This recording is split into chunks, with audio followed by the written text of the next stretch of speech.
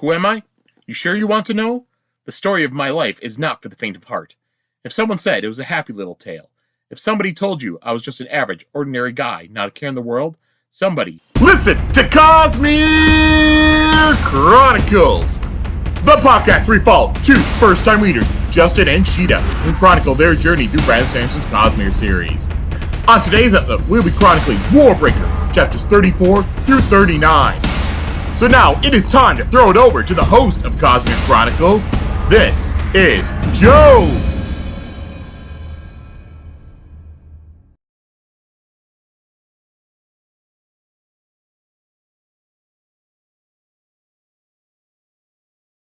Thank you, Joe. Yes, everyone, once again, it's time for the show. You already heard what the name of it is. And I'm Joe, and I'm joined this week by Justin and Sheta.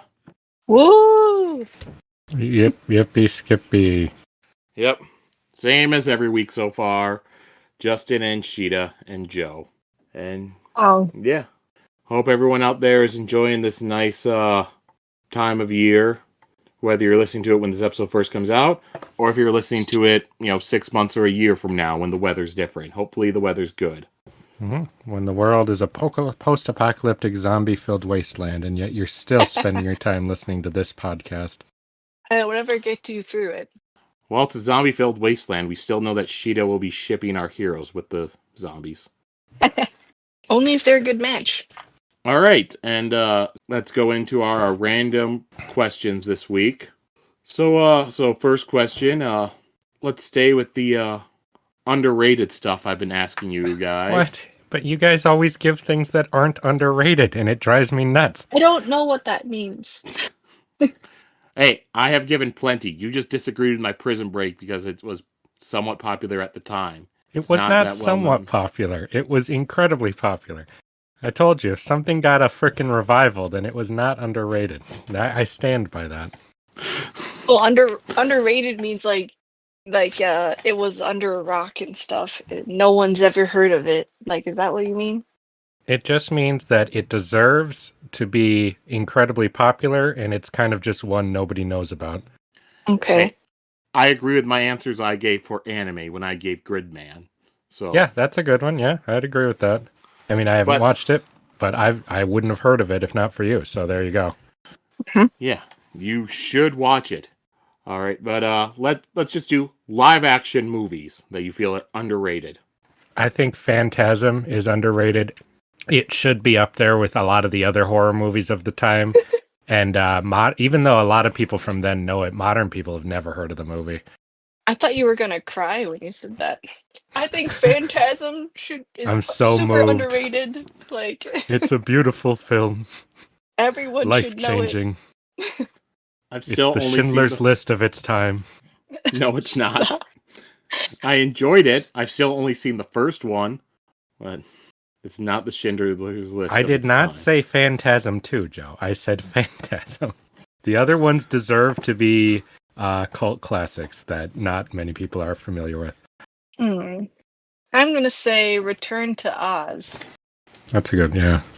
I feel like the people who know, but like a lot of people haven't seen. If you have not, it is on Disney Plus now. If you have Disney Plus, it's a dark fantasy Oz movie that's not what you would expect, but the effects are really good. Yeah, some of the best practical effects I've ever seen in a movie, surprisingly. Better than The Thing? It's close, man. It's close. Just fantasy version. All right. I have two ideas, because one is actually a TV movie. But, so, TV movie that I thought was really good was this movie called Totally Awesome, that almost no one's going to know about, because it was a... See, now that's a deep cut. Yeah. Because it was a VH1 original movie. It stars like Mikey Day. It came out in like the mid to late 2000s. And it was a parody of like the 80s like teen movies. And it was so much better than you'd expect for a parody of 80s teen movies that came out on VH1. I like 80s teen movies, so I will maybe check it out. I've got it on DVD somewhere. Oh, bring it for me. It was one where, like, at the time I was hanging out at Justin's house. We were flipping through channels. It just was just on for its first airing, and we just wound up watching it, and it was better than we expected. Was it, Justin? I mean, I expected it to be terrible, so the Okay. bar was quite low. But it was an actual movie. It wasn't like how like ones they release in theaters of those usually suck ass. It wasn't like that. Yeah. And then the theatrical release movie that I will throw in the underrated is going to be another parody movie like that. Because most parody movies like that, I think, are dumb and terrible, and I hate them. But one that I think actually has worked out was Not Another Teen Movie. Mm. It's one where, once again, it's everything's against it. It was just doing a parody of all those like late 90s like teen movies like American Pie and stuff. And it should just fail with all those parody movies tend to go with. But it actually winds up being a pretty good movie. That one I want to argue that it's underrated, but I'm going to assume that most people from this time have no idea what that movie is. But Chris Evans is in it, so maybe they're familiar. I couldn't say. Even at the time when it came out, it's one where I know a lot of people, because just from the name of it, it sounded dumb, so it didn't really do well. It might have gotten some watches when it aired on Comedy Central and stuff like that, but it was never that big and popular. Joe, I think this is the second time you've pitched that movie on the podcast. So I will finally watch it now that you've pitched it again. It's good. Okay. If you can, watch the unrated version, because that includes like an extended, a whole song. I see routine. scenes. Gotcha. Yeah, it's like a whole, like, breaks out into musical. I don't remember if that was in the original or just the extended cut, but I know the extended cut is at least longer if it is. Longer and uncut. Got it. Okay. Yep. Well, another question I'll ask. All right, here we go. What is your go-to karaoke song? Ooh. Hungry Like the Wolf by Duran Duran. Yeah, I can attest to that being Justin's song. Mine changes with the with my moods. But I think it might be a piano version of Toxic by Ms. Britney Spears. And I don't do karaoke that often, but if I do, I guess I would go with The Pretender by the Foo Fighters. Why was yours specifically a piano version, Sheta? What does that mean? It's a little more sassy. Is that an official thing, or? Yeah, no. Oh, the one I okay, sing is a piano accompaniment. Sure. Yeah, I gotcha. version. Yeah, but I also like to sing through the Phantom of the Opera movie if I'm alone. If somebody sings in a forest and no one can hear, is it still karaoke? That's my question, Sheta, to that. The definition of karaoke, yes, it is. You're not one of those people that would, like the people that went to the Wicked movie last year, where if you saw Phantom of the Opera in the theater, you'd be singing along, would you? I didn't when I saw the play, so no. All right, good. Just hearing about that, like, movie theaters had to put up signs being, yeah, don't sing at the movie theater. Oh my God. Seeing people's comments being like, no, if I'm going to the movie, if I want to sing, I'm going to fucking sing. You can't stop me. No, And don't then do movie that. theaters had to have special showings just so people could sing along with that. Oh my movie. God. I would leave if that was my theater. I'd be like, all right, I didn't pay to hear you, person. Yeah, I would too. If I'm going to the movie theater, I want to hear the actors in the movie sing. I don't want to hear somebody else's off-key singing. Mm-hmm. That's just like, don't talk in the theater. It's like if you want to tell the jokes that are happening. No.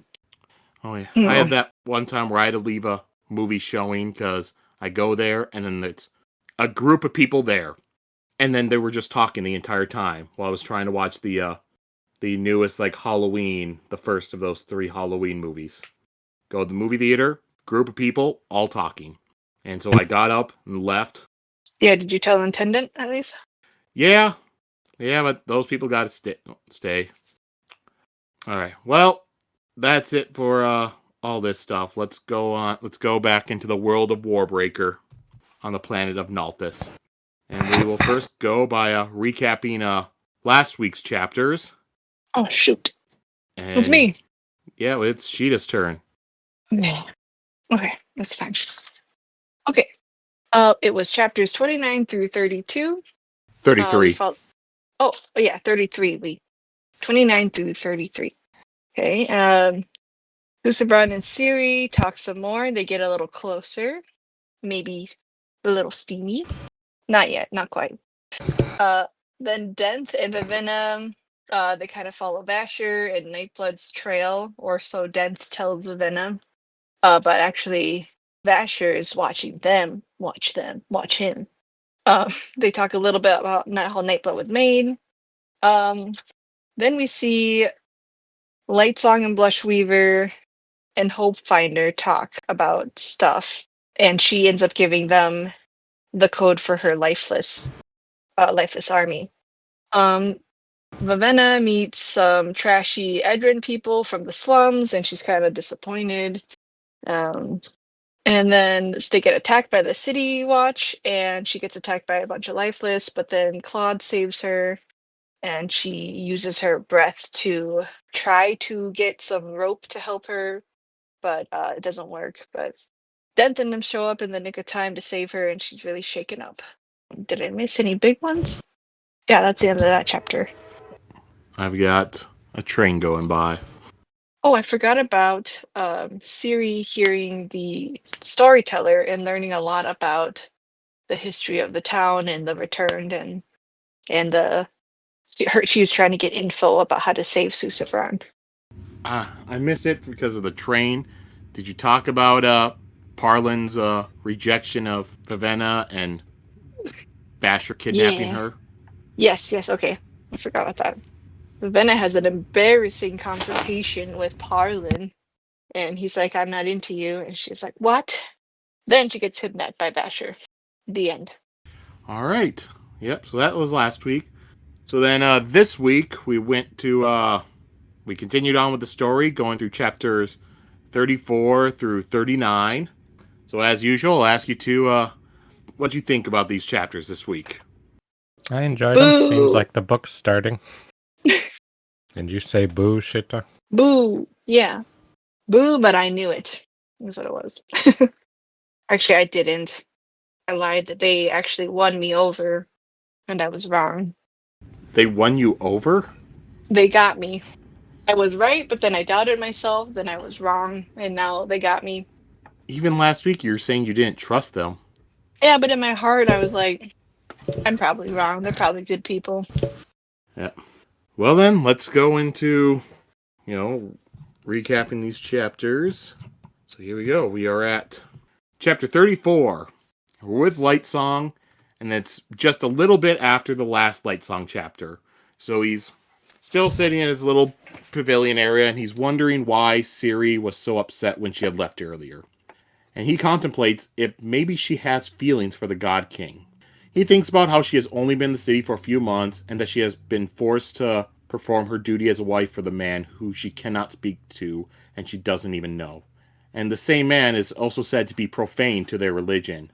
So Lightsong figures that she's actually more worried about what would happen to her and her station if Susebron wound up dying.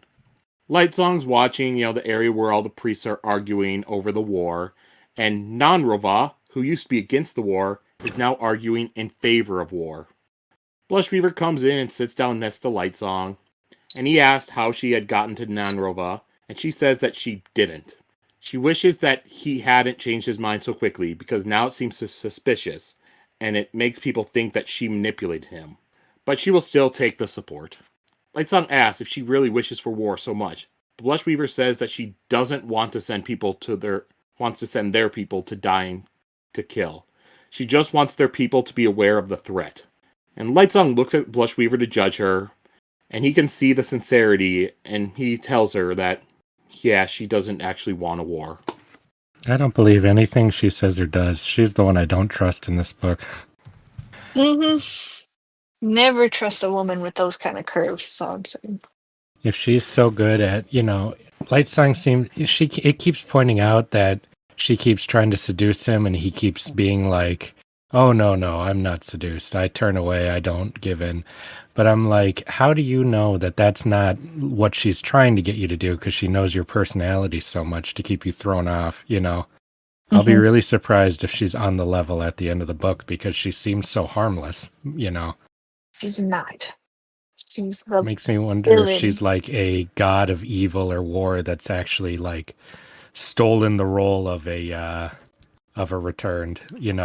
How do we know that the ones who return are who they're supposed to be? Something on the other side could like take advantage of all of this pretty easily. That's just paranoid stuff with absolutely no evidence, but it's where I'm thinking. Yeah, last week I was saying that she is reincarnated Strife Lover. Oh yeah, I forgot about that. You're right. And those are probably my ideas that you're saying, to be honest. Well, I had more of an eldritch idea for it, or something like inhuman than like the back in time thing, but yours would make more sense because it has actual basis in the source material instead of just, if a book ends with just some random thing you've never heard of, that's not usually very satisfying for people. There's no evidence, Justin. I'm just making it up.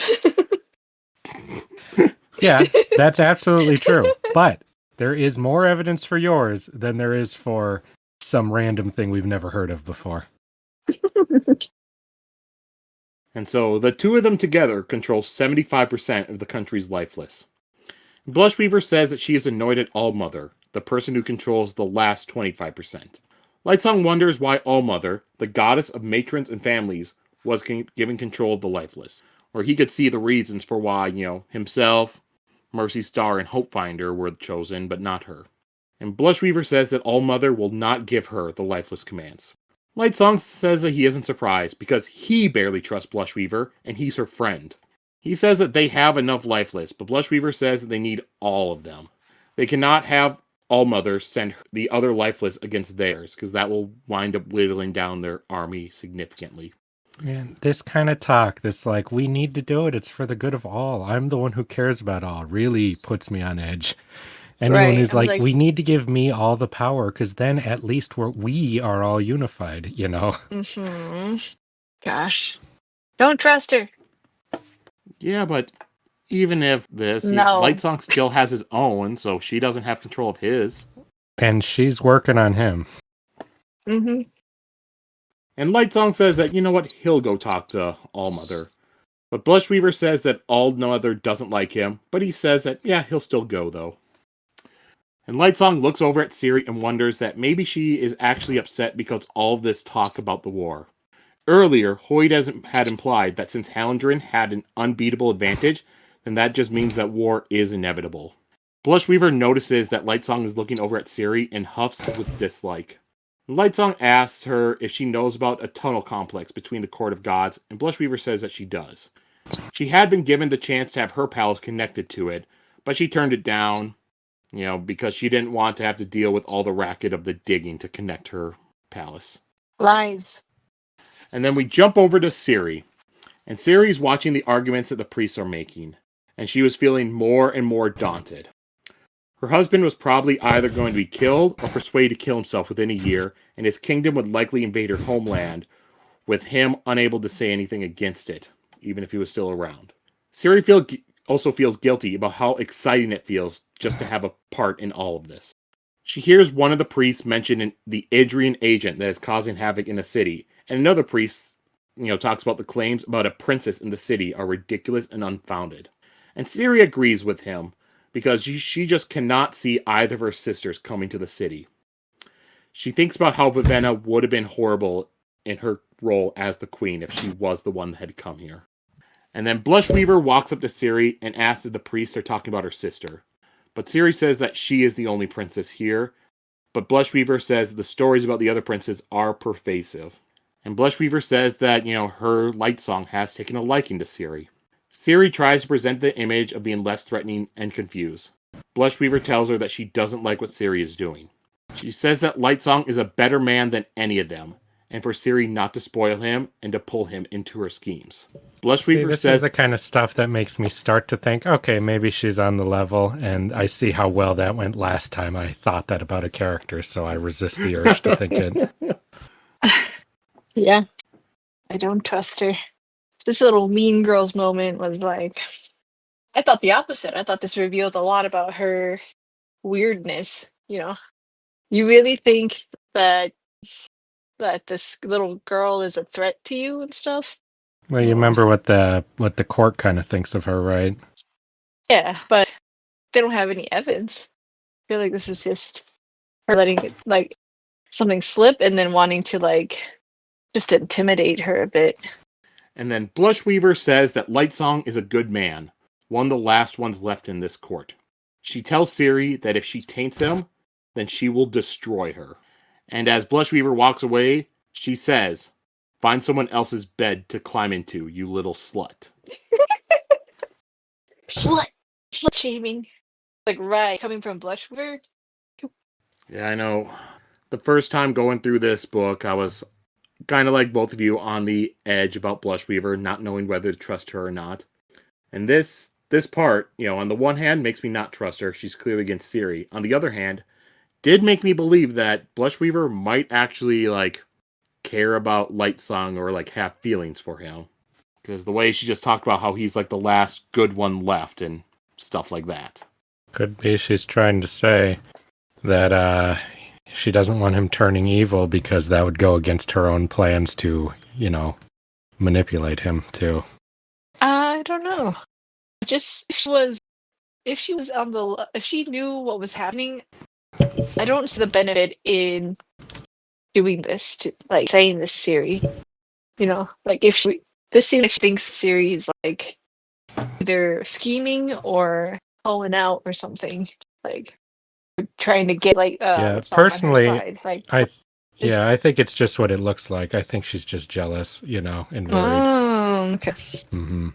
But like I said, last time I believed what I thought somebody's obvious motivations were. It got pretty fucked up, so I'm very wary now. That's true. Who are you talking about, Justin? We'll see. It's not this book. You weren't betrayed by Deloff turning out to be bad. I was. Deloff looked bad the entire book. Pretty much as expected with Deloff. I see transforming into a Hulk thing. Was expected. No, that was not expected at all. All right, and then we cut to a little bit later, and Siri's bathing, and she's being attended to by her servants. As she lets herself relax in the bath, Bluefingers comes in and says that he wants to speak to her. Siri is startled by Bluefingers, once again showing up while she's bathing. But he says that he has daughters twice her age. And this is where he wants to talk because that makes it better. I don't know why that would make you calm down at all. Yeah, what does that mean? Still don't want you seeing me naked. I don't know. I can't believe that. I thought that was quite funny. And he asked, has she really not gotten over her shyness yet? She's been in Hallandren long enough. And the servants in the bath, they start splashing around, making some noise. And that way, people outside won't be able to hear. And Bluefinger says, don't worry, they can be here because they are upon call as well. Siri thinks about what news she should tell Bluefingers. And then she asks him does he know what happens when a new God King takes the throne? And Bluefingers responds that, oh, so you figured it out then. And Siri lies, saying, yeah, of course I figured it out. All right, Bluefinger says that it's hard for a pawn call man to rise so high in Hallandren, and that he worked hard to get here, and he has provided jobs to a lot of other pawn call with his position.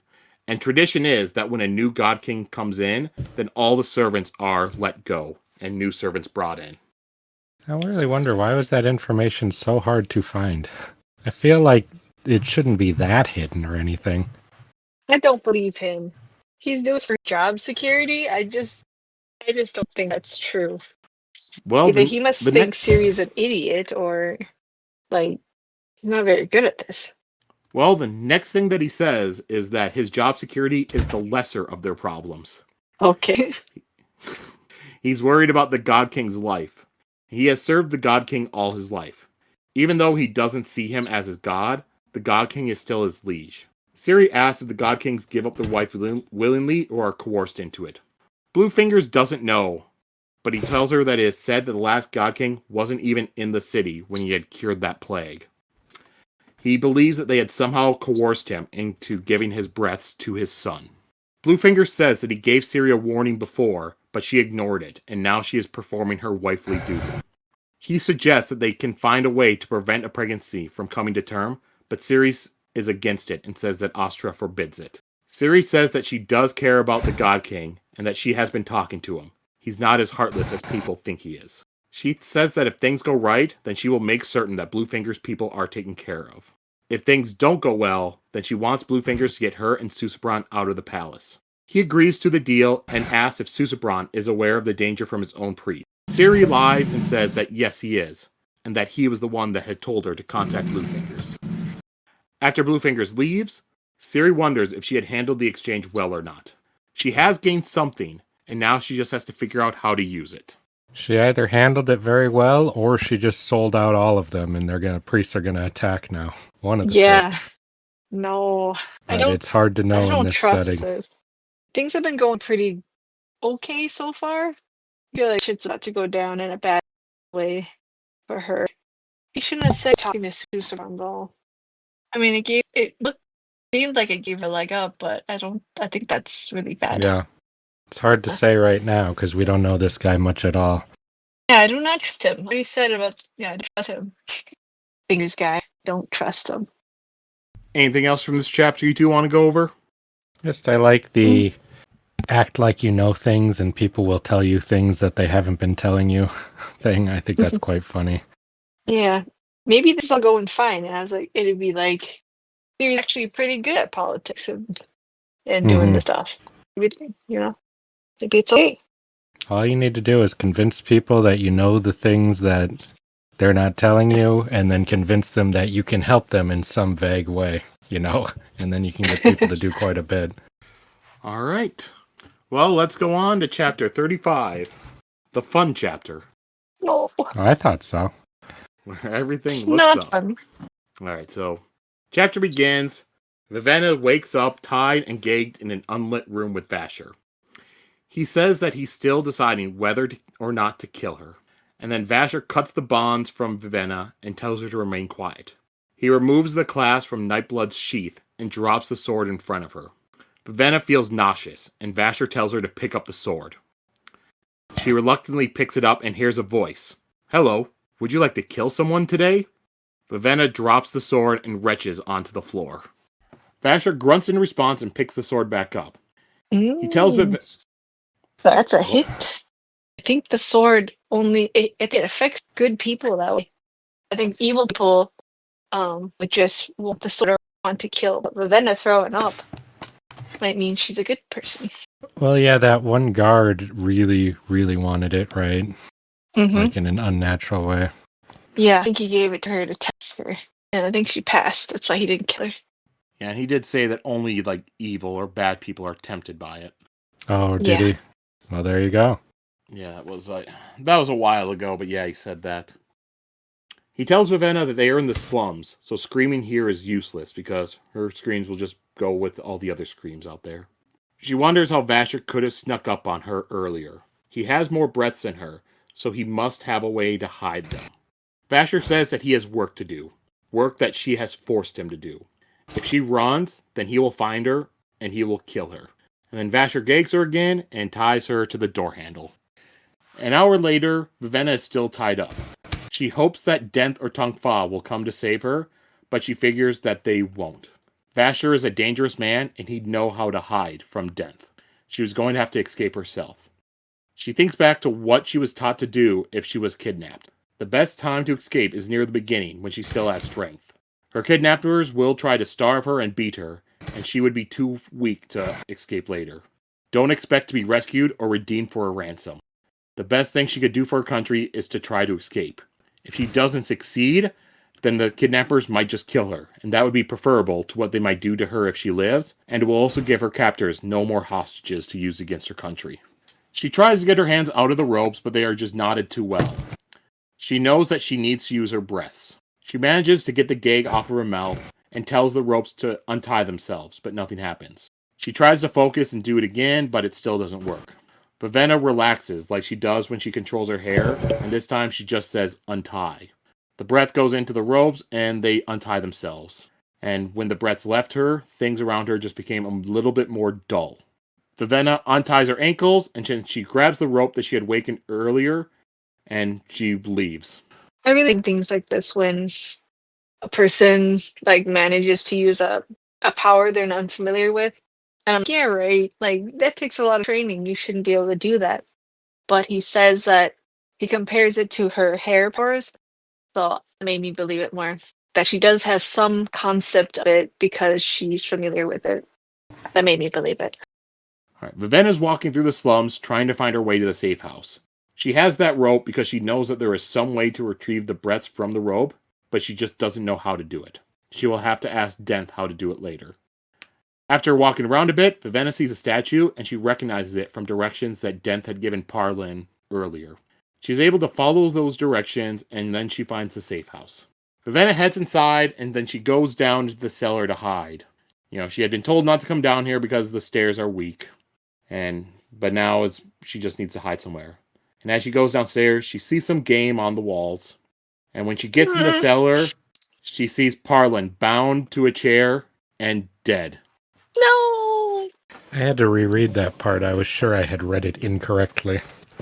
That was horrifying. He does horror so well, like horrifying scenes. This is like finding that the king and stuff doing this weird shit in the undergrounds of the kingdom. This is some creepy, dark stuff you shouldn't come upon. I don't like it. Oh, pardon. Vivenna is horrified, and a hand falls onto her shoulder. She turns around and she sees Tongfa smiling. I had to read that part again, too. And then Vivenna notices that the animals on the wall were not game animals. They were all the pets that Tongfa has had, and they had all been tortured. That I did not need to reread because I thought, okay, that whole plot point finally makes perfect sense. I had no idea where the hell that was going. And now everything falls into place. And the next, Denth grabs her arm and says that the thing he hates most about being a mercenary is fulfilling the stereotype. Everyone says you can't trust them, and they are right. Ta-da! Yeah, pretty much felt like we called him saying something like that as soon as he said that the first time. Because it's just too, how do you resist doing that? Yeah, because I know, going through these chapters, going through this book so far, I was kind of sad that Sheta was always wary of them. I fully hoped that she would just completely fall in love with them and just think of them like the Disney sidekicks in like Tangled or something like that. Just to have her heart broken. Well, they won me after the last chapter when they saved her, and Denth kind of won me over a little bit. So, but Tongfa always gave off too much of a creepy. He was too good, like a Disney villain. I was like, this isn't a Disney world. Like they don't exist. Like people like that are just bad.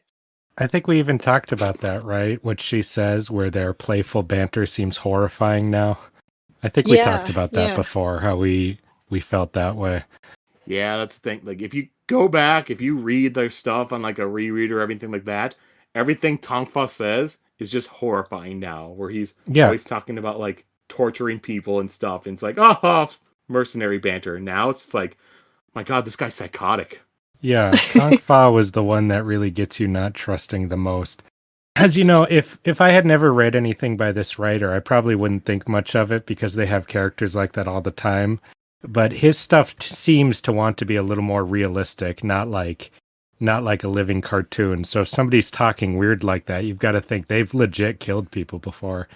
This isn't like, I don't know, an anime or something where like a creepy side character is like super beloved because he's your friend, so. Yeah. It was close. The voice act, the audiobook voice does it really well, where he is really simple and harmless sounding, so it almost got me. A simple guy who talks like that is scarier because he's not joking, Well, it's like maybe he just doesn't know what he's saying. Something. How does that not make it scarier? That makes it the scariest possible. Yeah. The other thing is, I think the reason that we were on edge was because we know how naive Vivenna is. You Yeah. know, if it had been somebody a little more experienced, I think you'd trust these characters because you trust their judgment. But with her, we just didn't really trust her judgment that much. You're gonna call her Vivenna. Yeah. Vivenna. I thought Go. that I thought that the game on the wall was going to prove one of my other theories that they had a little army of lifeless in the basement, and that the game was actually lifeless people, Hmm. not the pets. So I thought that's what she was going to discover.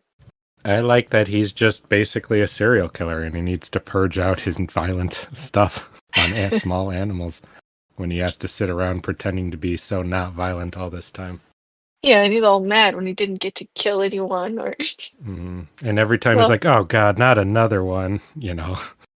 Yeah, he's like, monkeys are boring. I was like, what did you do with the monkey? I just assumed he sold it, but now it's horrible. He'd either lost it or killed it was my thought, you know. However, I didn't think he pinned it up to the wall like a frickin' psycho. And tortured it for a long time, it seemed. Mhm. Yeah. So, though this betrayal is expected, the level of it from Tonk Fa's point of view was quite a bit, in my Yeah. opinion. I didn't think it would be a horrible nightmare. I thought it would just be like, oh, sorry, we betray you. You know, it's Yeah, just normal basically. people. No hard feelings. Like just a but- scene where it's like, well, princess, I tried to warn you, like I said. Yeah. Even though he does kind of say that, I mean, like in a big climactic at the end moment. Yeah. Like in a still likable way, but this is not likable. And I will say, I also did kind of gaslight you a little bit. I knew it, Joe. When the parrot was gone, it's just like, oh, where'd the parrot go? Did he kill it? And I just told you, no, it's a bird. He just flew away. Joe, how could you? It's my job. All right. And then, so Denth asked Vivenna what tipped her off as Jules and Claude walked down into the cellar. She asked why they had been lying to her. And Denth and Tonkfa explain that kidnapping is hard work, but it is better if your subject never knows that they have been kidnapped. Vivenna brings up Lemix, and Denth says that he didn't do what they need him to do, so they poisoned him. And she should have known, because he could not have died from a sickness with how much breath he had had. That was Vivenna- something established. I did not remember it. But knowing that would make this all even more obvious. Vivenna looks at Parlin, and Denth says that it was an accident. Parlin had insisted that he didn't know where she had gone, but they know that he had spoken to her on the stairs right before she vanished. See, that's the other reason you shouldn't have trusted him. Parlin trusted him, and he's a fucking idiot. So that should have tipped us off right there. Well, I guess this sort of proves that Denth was right. Jules had no interest in Parlin. Mm-hmm. Then she had an interest in him. But I'm sad that he liked her. Well, he should have stayed, he should have been interested in Vivenna. Well, And I then guess he'd be Vivenna. dead either way, so, Yeah. never mind, Parlin, you do you. Denth asked what made her suspect them. Did one of her father's agent contact her? Because Denth had thought that they had found Alden when they entered the city. To me, that's the scariest part, that they've been trying to get her this whole time. Because I was like, where the fuck are they? You know? Like, no way her dad's just like, I guess she's just gone. So I'm glad to finally have that answered. They've been systematically killed, you know? Mm-hmm. Denth asked who she contacted and what she had told the slum lords about him. And Vivenna then notices a few sacks underneath the stairs and a foot with a boot with the Idrian seal sticking out of one of the sacks. Vivenna says that they seem like her friends, and Denth says that he does like her. He is sorry, and Parlin wasn't supposed to die, but a job's a job. Vivenna knows she will have to escape again. She grabs Tonkfla's cloak and begins to give it a command, but Denth pulls her away and covers her mouth. The breath still leaves her body and goes into the cloak, but it's wasted since there's no command. And everything, just like before, becomes a little bit dull when that breath leaves her. So she put breath in it, but she didn't give it a command phrase, correct? So it's just in there? Okay. Yep. I'm wondering, are we going to have a situation where in like 500 pages she yells a command out? But I believe that if you don't give it a passphrase, I think it's just free game. But I don't remember. Don't tell me yeah. And now Denth notices that Vivenna's wrists are bloody, and he realizes that she didn't run away. What a dumbass. He ruined how everything. stupid. What a moron. And he decides that she will need to give him her breaths, and he will try to force her to give them to him. Instead, Vivenna says, "Howl of the sun, attack Denth, howl of the sun." And Claude attacks Denth, knocking him into Tong Fa. Yeah, what a bunch of morons. I didn't feel bad for them at all here. No way. They trusted her in the way she trusted them. That was stupid. That's the first rule. They broke it. Well, to be fair, she only heard the passphrase. Denth and Tong Fa weren't there. It was just Jules, and she was just too upset with having to repair him. She's the fucking dumbass. She's part of their crew. They're all stupid. Tong Fa accidentally killed Parlin, so they can't try to trick her for longer. He made assumptions that led to them doing all this stuff, and she was willing to give up this passcode to somebody with 500 breaths. Very stupid. Yep, they are like the Three Stooges after all. That's not what I said, but I'll take it. Then they punch him in the head. Yep. He literally That's what does happens that. later. Vivenna shoulder checks Jules and runs up the stairs. Denth is pissed that Vivenna had overheard the security phrase. Jules tries to follow Vivenna, but her foot breaks through one of the steps. And Vivenna gets up to the top of the steps. She closes the door, latches it, and she runs out onto the street and tries to find the smallest, dirtiest, darkest alleyway to hide in. And that's the end of the chapter. Poor Vivenna. Completely alone and out of her element. Anything else from this chapter you two want to go over? I'm curious to see the details on what their orders are, because we don't actually know that much about who's the villains in this book yet. So I'm very curious to see. I would assume Blushweaver, right? Somebody like that. What? What about Blushweaver? Did I cut out? No, I'm sorry. I zoned out a little bit. Oh, just to see who the villain is behind all this. Who's got them hired? Who knows about Vivenna? All this stuff. Because they're mercenaries. They're not doing this for fun. Yeah. What role they play and who they serve compared to Vasher. All that stuff. I'm very curious. I'm surprised we've had so little about that to this point. Right. What master do you serve? Mm-hmm. Who has caused to benefit? Who would benefit from this? Yeah, I don't know. I don't know what that. Because we still barely know what the plot of this book is, so it's hard to say. I think we've gotten this random piece of the puzzle. Mm-hmm.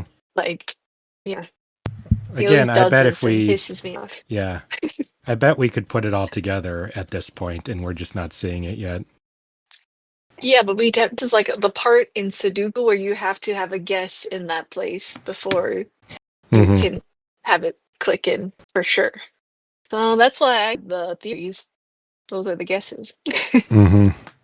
Like I've always felt, this book to me just feels a lot more like a political thriller. And a lot of those, you don't understand who's behind what and stuff until it gets very close to the end. We're spending most of the time with a guy lazing around. So thriller might be a bit of a strong word, but I do hear what you're saying.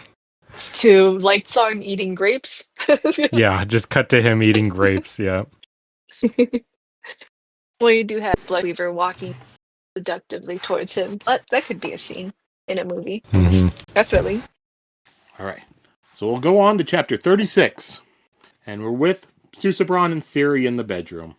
And Susebron promises Siri that he will not leave her. She says that maybe he'll grow bored of life and give away his breath once he has an heir. But he says that he still isn't sure how to get an heir, and Siri says it's just too embarrassing to explain it. Susebron adds that he cannot give away his breath since he has no tongue. He tells her that he has lived for 50 years with no information or any way to communicate. He won't kill himself now that he has found someone to communicate with. Susebron asks Siri if she will grow her hair long again, because it's every single day pretty much. Instead of having them brush her hair, she just has them cut it all off. So it's short right now. She flirts with him a little, which confuses him, so she has to explain flirting to him. She grows out her hair and she shakes it around. And she tries to give Susebron what she thinks is a seductive look, but she just winds up laughing instead. She tells him that she tried to be a seductress, and he says that he has read of some of those in his stories. They tried to tempt young princes with something, which he thinks is probably food. Siri agrees, yeah, that's it, and Susebron then says that it wasn't food, was it? And he's frustrated that he doesn't understand things that others do, because all he has is just a book for children to go off of. He knows that he's missing stuff, and he has guesses about what those are, because he's not a fool. Siri apologizes and wraps her arm around his and leans against him. She tells him that he is doing well, and the people back home didn't understand her as well as he does. He finds that hard to believe. She tells him that they just wanted her to be like her sister Vivenna. She explains about who Vivenna is and what she's like, and Susebron says that she sounds boring. But Siri says that Vivenna was wonderful and always kind to her, but she felt like Siri should have been more reserved. Susebron says that he thinks that Siri is wonderful and full of life.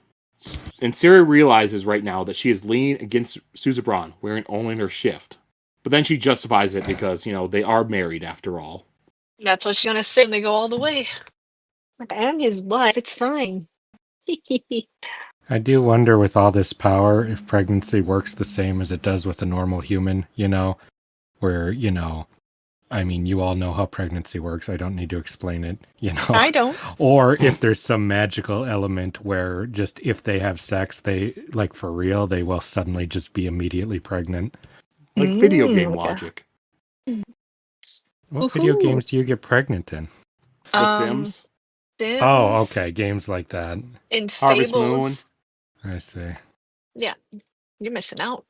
In Fable, you don't get pregnant automatically. There's a chance system to it, or your betrothed doesn't. And if you're the female, don't you just come home and you had a kid somehow? I have not got to that part yet. I thought you did have a kid in that game. I do have a couple husbands, so I don't know. I liked in one of the Fable games, I know Justin's brother was playing, and he was married with a wife. She gets pregnant or something. He comes back. His character was white. His wife was white. Their baby was black. Mm-hmm. Yeah, those games are hilarious. That's hilarious. So I don't know if it was supposed to be the game implying that she cheated on him, or if it was just a glitch in the game. 100%, yeah. No, 100%. Randomly. That seems that like game the humor had of quite that a game. sense of humor, yeah. You're gone for like 10 years, come on. Yeah. I'm all upset with Siri here for just telling him. That's too frustrating. Well, that's dangerous, What if he'd want to do that, Well, he's not scared of the priest like she is, But he deserves to know so that, they can avoid it. Yeah, because not knowing about it sure isn't helping them avoid it right now. I just mean if she cares about him. He's so frustrated. So I would just tell him already. Mm-hmm. Man, we don't know that's going to happen. Well, what? Like she said. But they'll get pregnant. Well, I mean, that's what happens when two people, Well, Bluefinger said to just, use protection and stuff. No, Bluefinger says to I don't remember him saying that. No, he said to take care of something after the fact. So he was more saying that she should have an abortion, which she was against. Oh, okay. I thought religion was just against protection at all. Do you know what protection is back in this kind of time period? You like chop off a goat's skin and wear it. And you just call it protection. It's undignified for a god king. Is that what you're saying? I'm just saying that it's not quite the technology of the modern day. This is a magical world. Is there not some kind of potion they could make for her, I don't even want to know how colors get involved with what you're talking about. I don't want that answered. Sheta, I think that'd be very dangerous for the queen who is trying to have an heir to have someone make her a magical potion so that she would not get pregnant. I guess that's true. She doesn't have a person that she trusts. All right. And okay. And the colors, they only work on dead things, right? So you probably couldn't do it to your own sperm, could you? Oh, okay. No, I'm not. And this is why I didn't want to have this conversation. Nope.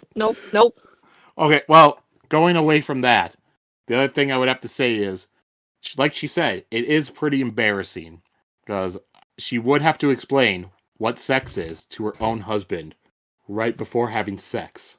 Well, they wouldn't do it. They would just talk I'm about sure it. she would say a couple things and he would say, "Oh, that's what I've been feeling." And it would all go, I mean, animals figure it out.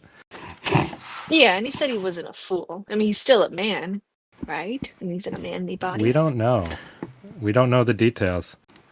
We know he's quite a specimen, but he could It'll be be like funny a friggin' when he statue takes of off his David. Yeah, it could be funny when he takes off his pants and he is a complete full-on Sazed style eunuch, and the priests are like, "Yeah, we knew you were faking it all along. This is all part of our plan."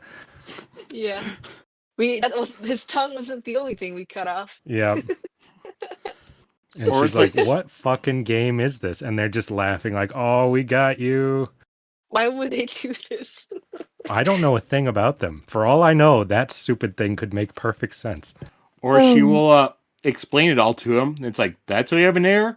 All right, Siri, let's do that. And then she's just like, I wasn't ready for this.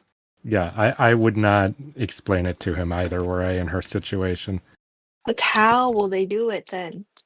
You know Well, what they're gonna hopefully do they it? won't. That's Like, that's the goal here. The goal is to they not will do figure that. it out, like any young couple. Life finds a way. It's too romantic. They're not gonna talk about it. No words are needed. In this book, I've been consistently surprised by the things they say, so I have no idea what they'll talk about or not. That's true. Every time Blush Reaver's in a scene, I'm like, what is this book? I didn't expect this very specific description of ample cleavage, like almost falling out. All right, then. So then Siri's stomach grumbles, and Susebron says that he'll get food for her. And yeah, because Siri, she tells him that, growing her hair longer and stuff, that takes a lot of energy out of her. So he goes over to the door, but Siri stops him and tells him that, wait, no, you can't look like that. And so she has him, dishevel his clothes and his hair first before he opens the door. How That was awkward to friggin' see your adorable. God King come out post, like, mid-coitus. Be like, yo, I need a sandwich. I've worked up We quite got an the appetite. munchies. Be like, geez, this is awkward, man. We're gonna get right back to it, but we need some more stamina, We man. need some re-energizing.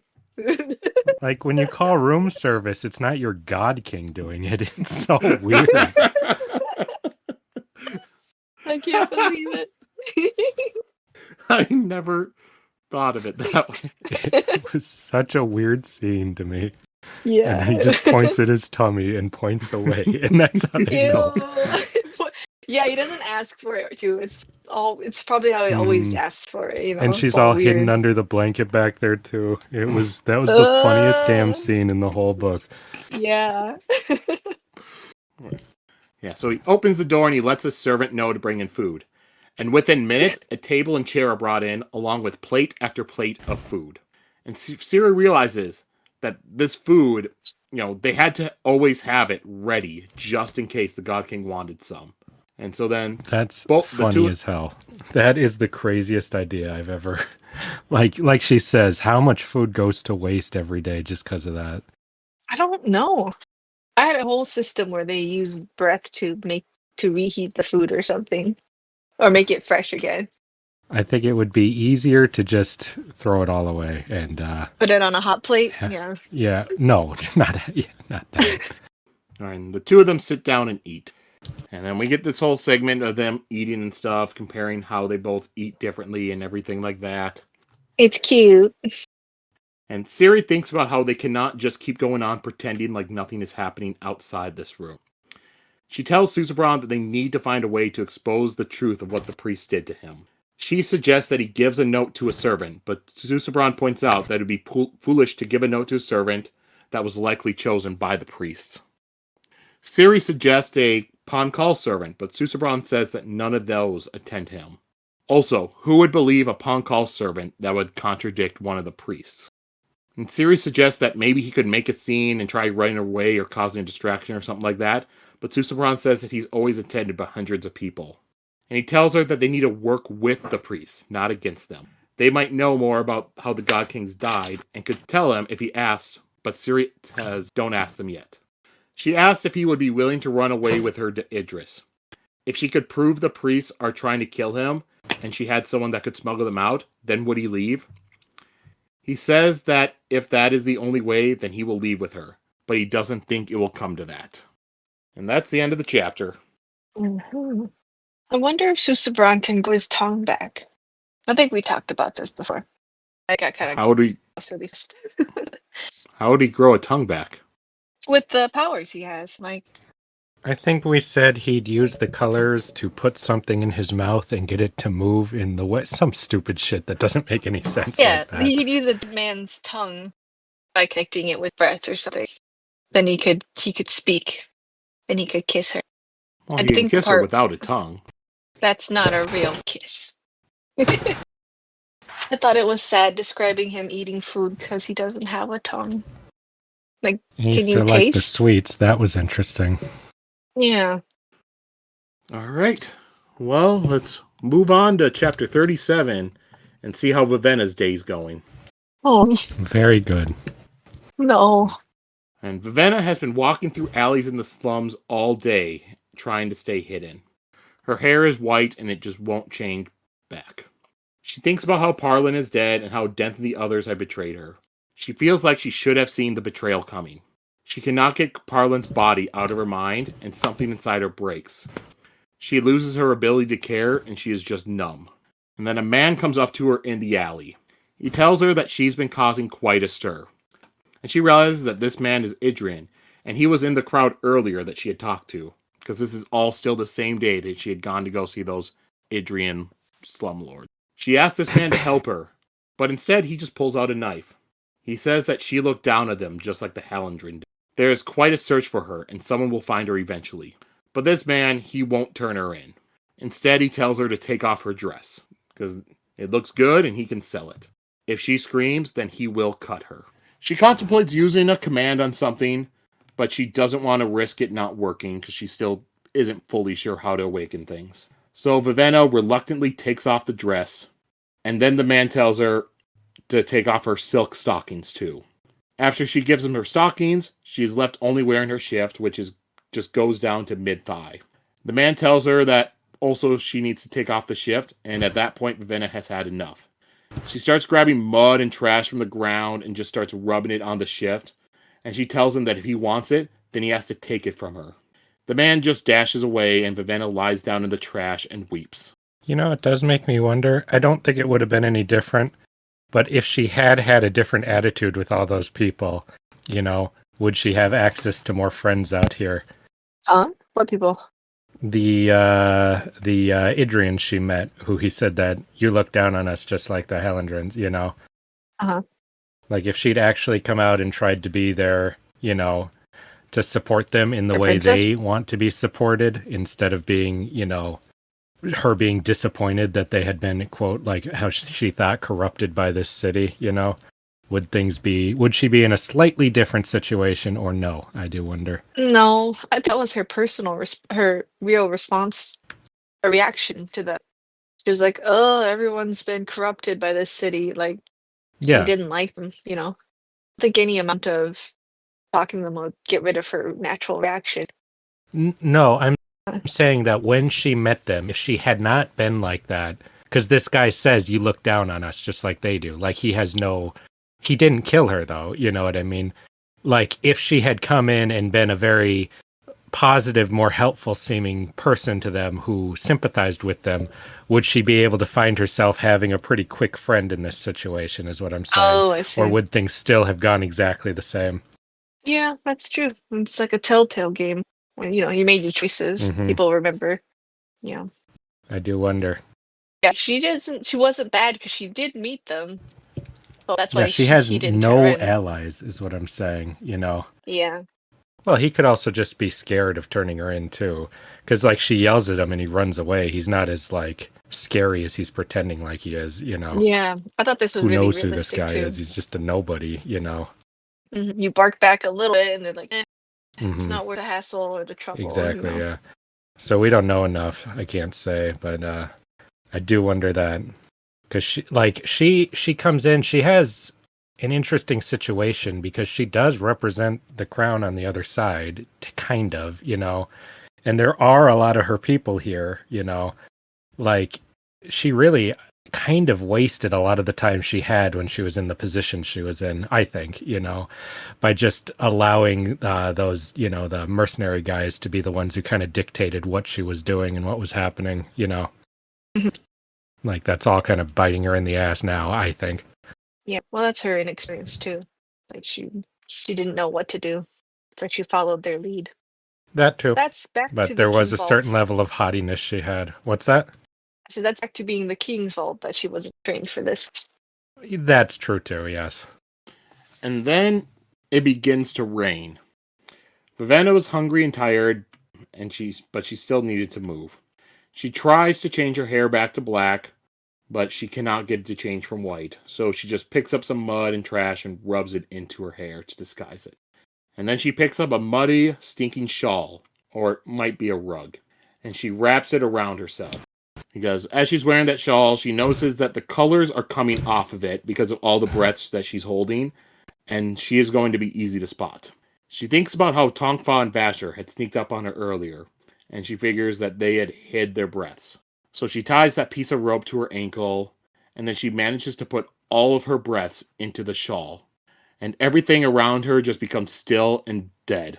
She has become a drab. And that's the end of the chapter. I was glad she thought of that, because that would have been the dumbest way to get captured possible. Yeah. I'm sad. This is not how I enjoy becoming a drab. I thought it would be more fun. It's not fun. Why would it be fun to become a drab? What did I miss there? Well, I thought she was going to give all her breath to Jules, and because, I don't know, for safekeeping or something. And then Jules would know how magical it is to have a soul again, and then Vivenna can hide, So Well, it would get that's a nice very thing. different situation. Yeah. Not anymore. And I thought they would be friends, but I guess not. Thought that, I had a thing their friendship would be stopped. Now Venna's the kind of bitchy one, and then Joel would be all sunshine and Oh, rainbows. you had a whole story, huh? Yeah. Yep. I thought they were kind of opposites, so because she's all learning else the streets, and Venna doesn't know anything. All right. Anything else in this chapter either you two want to go over? No, I'm good. Yeah, I got nothing. All right.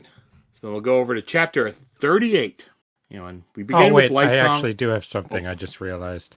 It's really funny how they have a chapter where Siri has food just ready to go, And then you've got one where Vivenna's just out in the streets with absolutely no resources whatsoever. I think that's very sad and funny to watch the two follow such exact opposite paths right now.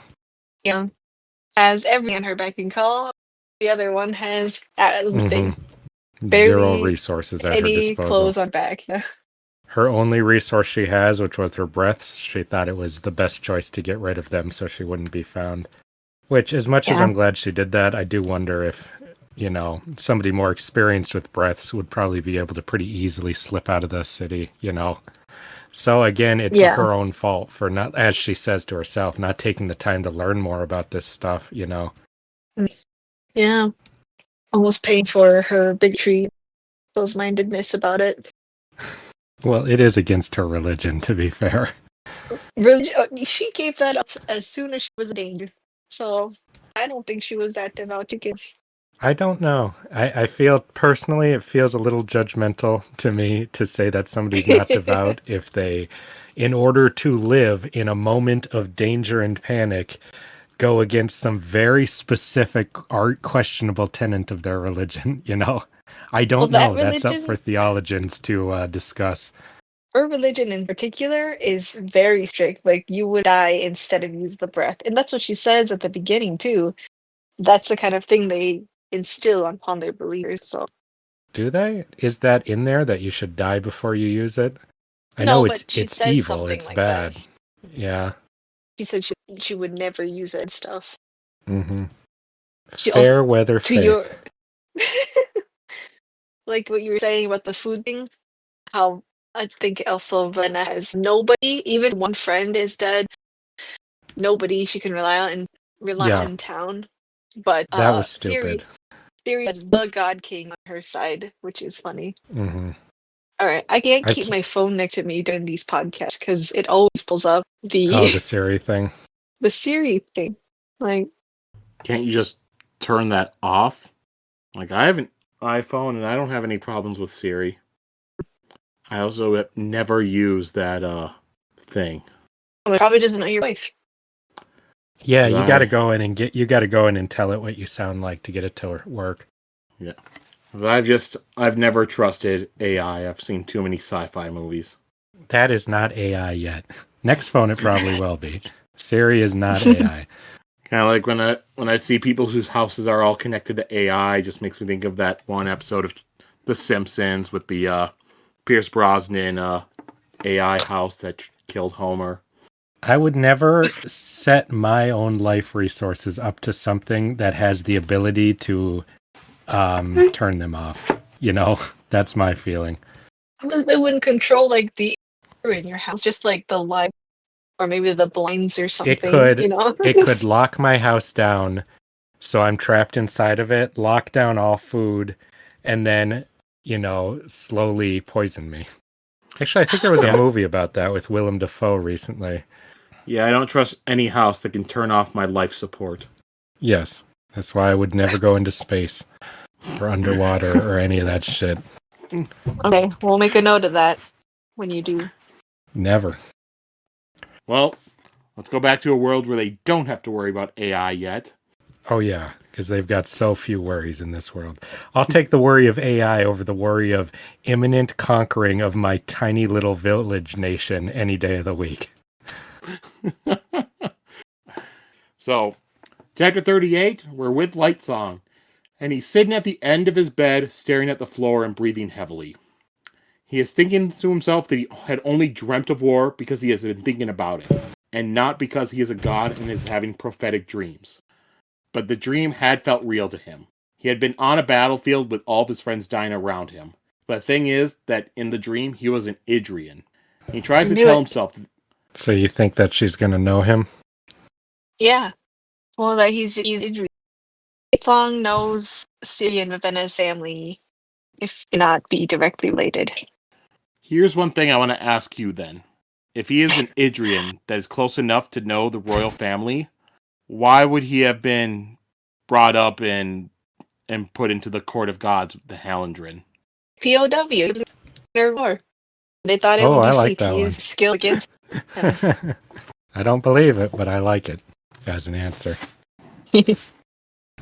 Lightsong tries to tell himself that the Idrians are the rebels, and they are the ones that have been threatening them, so they deserve it, and they need to be quelled.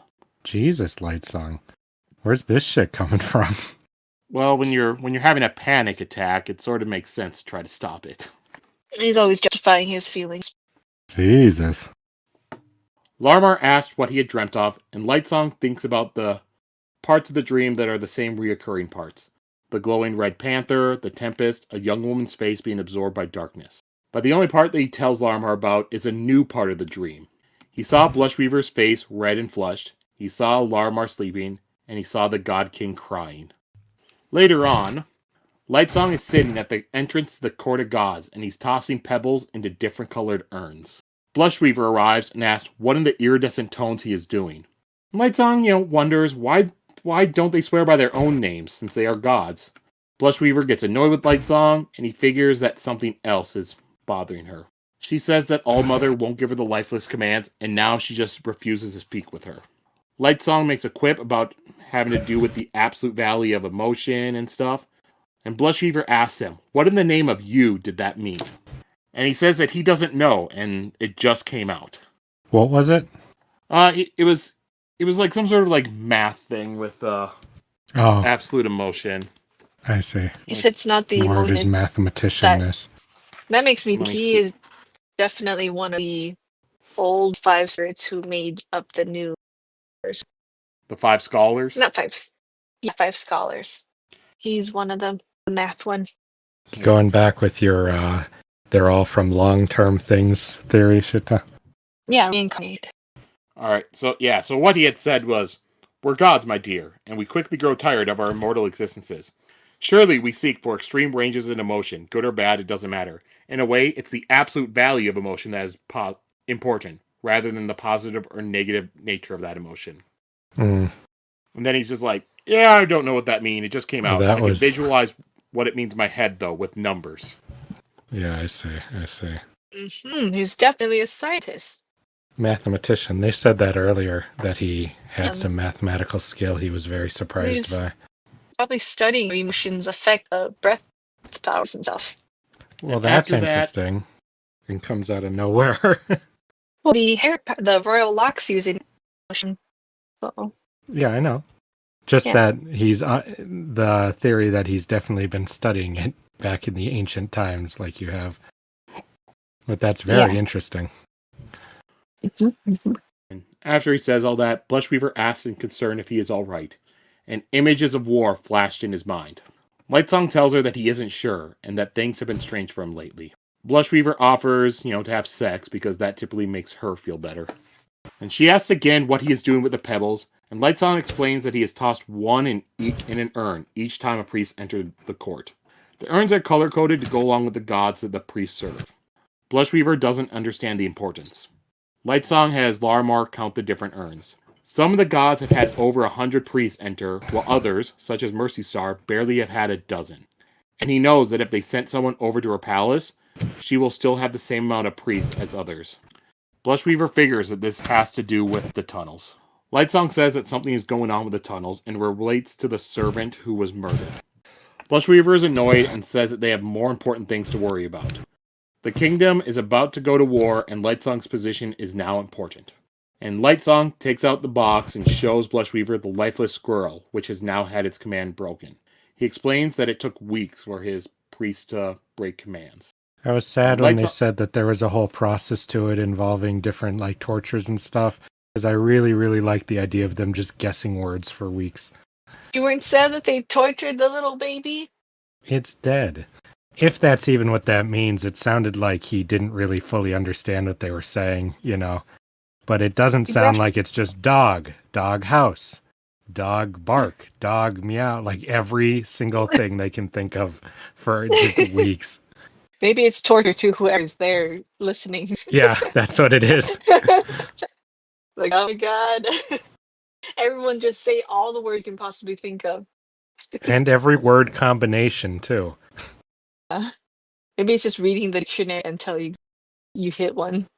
It's like one, Yeah, two, but then you need to start at the beginning and then, oh my god. Exactly. I'm sure that if they had that system, there'd be certain things that you likely say first, but anyone smart wouldn't use anything, like when people think, oh, try the birth date for a password, I'm just disappointed. I really wanted that scene. I wanted to see it quite badly.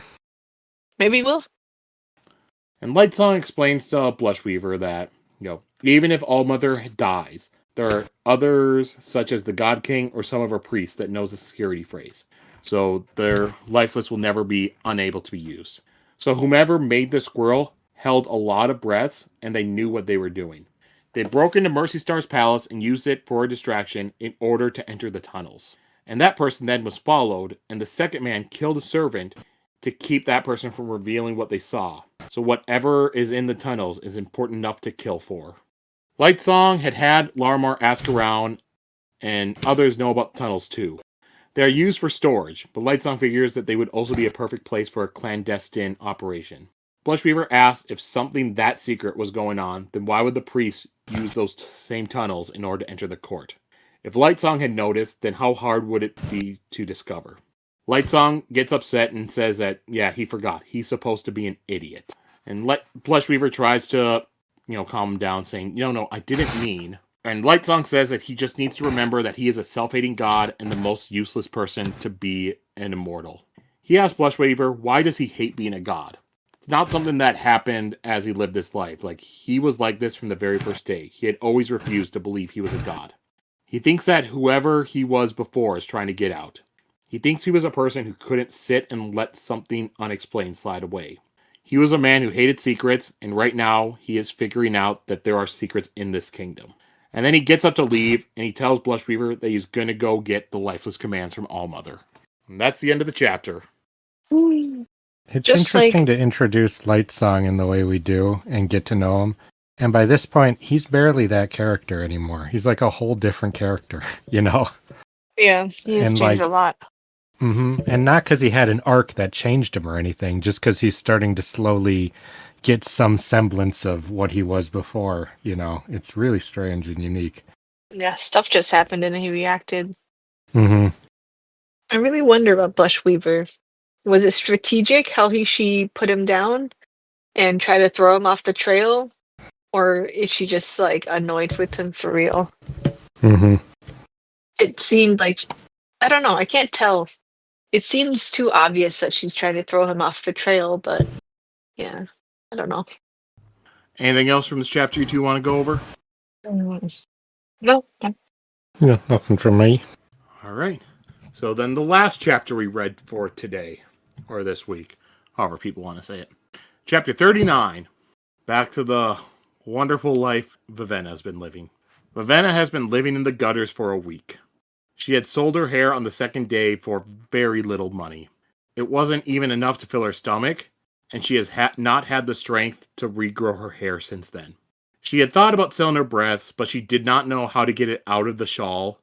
She doesn't know where she could even go to sell it, and she figures that Dent is probably watching the places where she could sell the breaths. And she's just sitting on the street with her hands out as a beggar. She never gets much money, if any. Meanwhile, she sees that other beggars just somehow manage to actually make money doing that. Her stomach growls, but she has been learning to ignore it. And she thinks back to Denth and Parlin, and she still has fond memories of Denth's joking. She thinks that maybe it was all hallucination, and he is not a terrible man, but then she stops herself. Her mind has been foggy, and she's had a harder time trying to focus ever since she got rid of her breaths. There are soup kitchens in the city, but the first time she went to one, she saw Tonkwall waiting across the street. So since then, she has not risked going to another one, since she figures that Denth likely has people watching all of them. The only thing she has had to eat in the last 2 days is some rotting food she found in the gutters.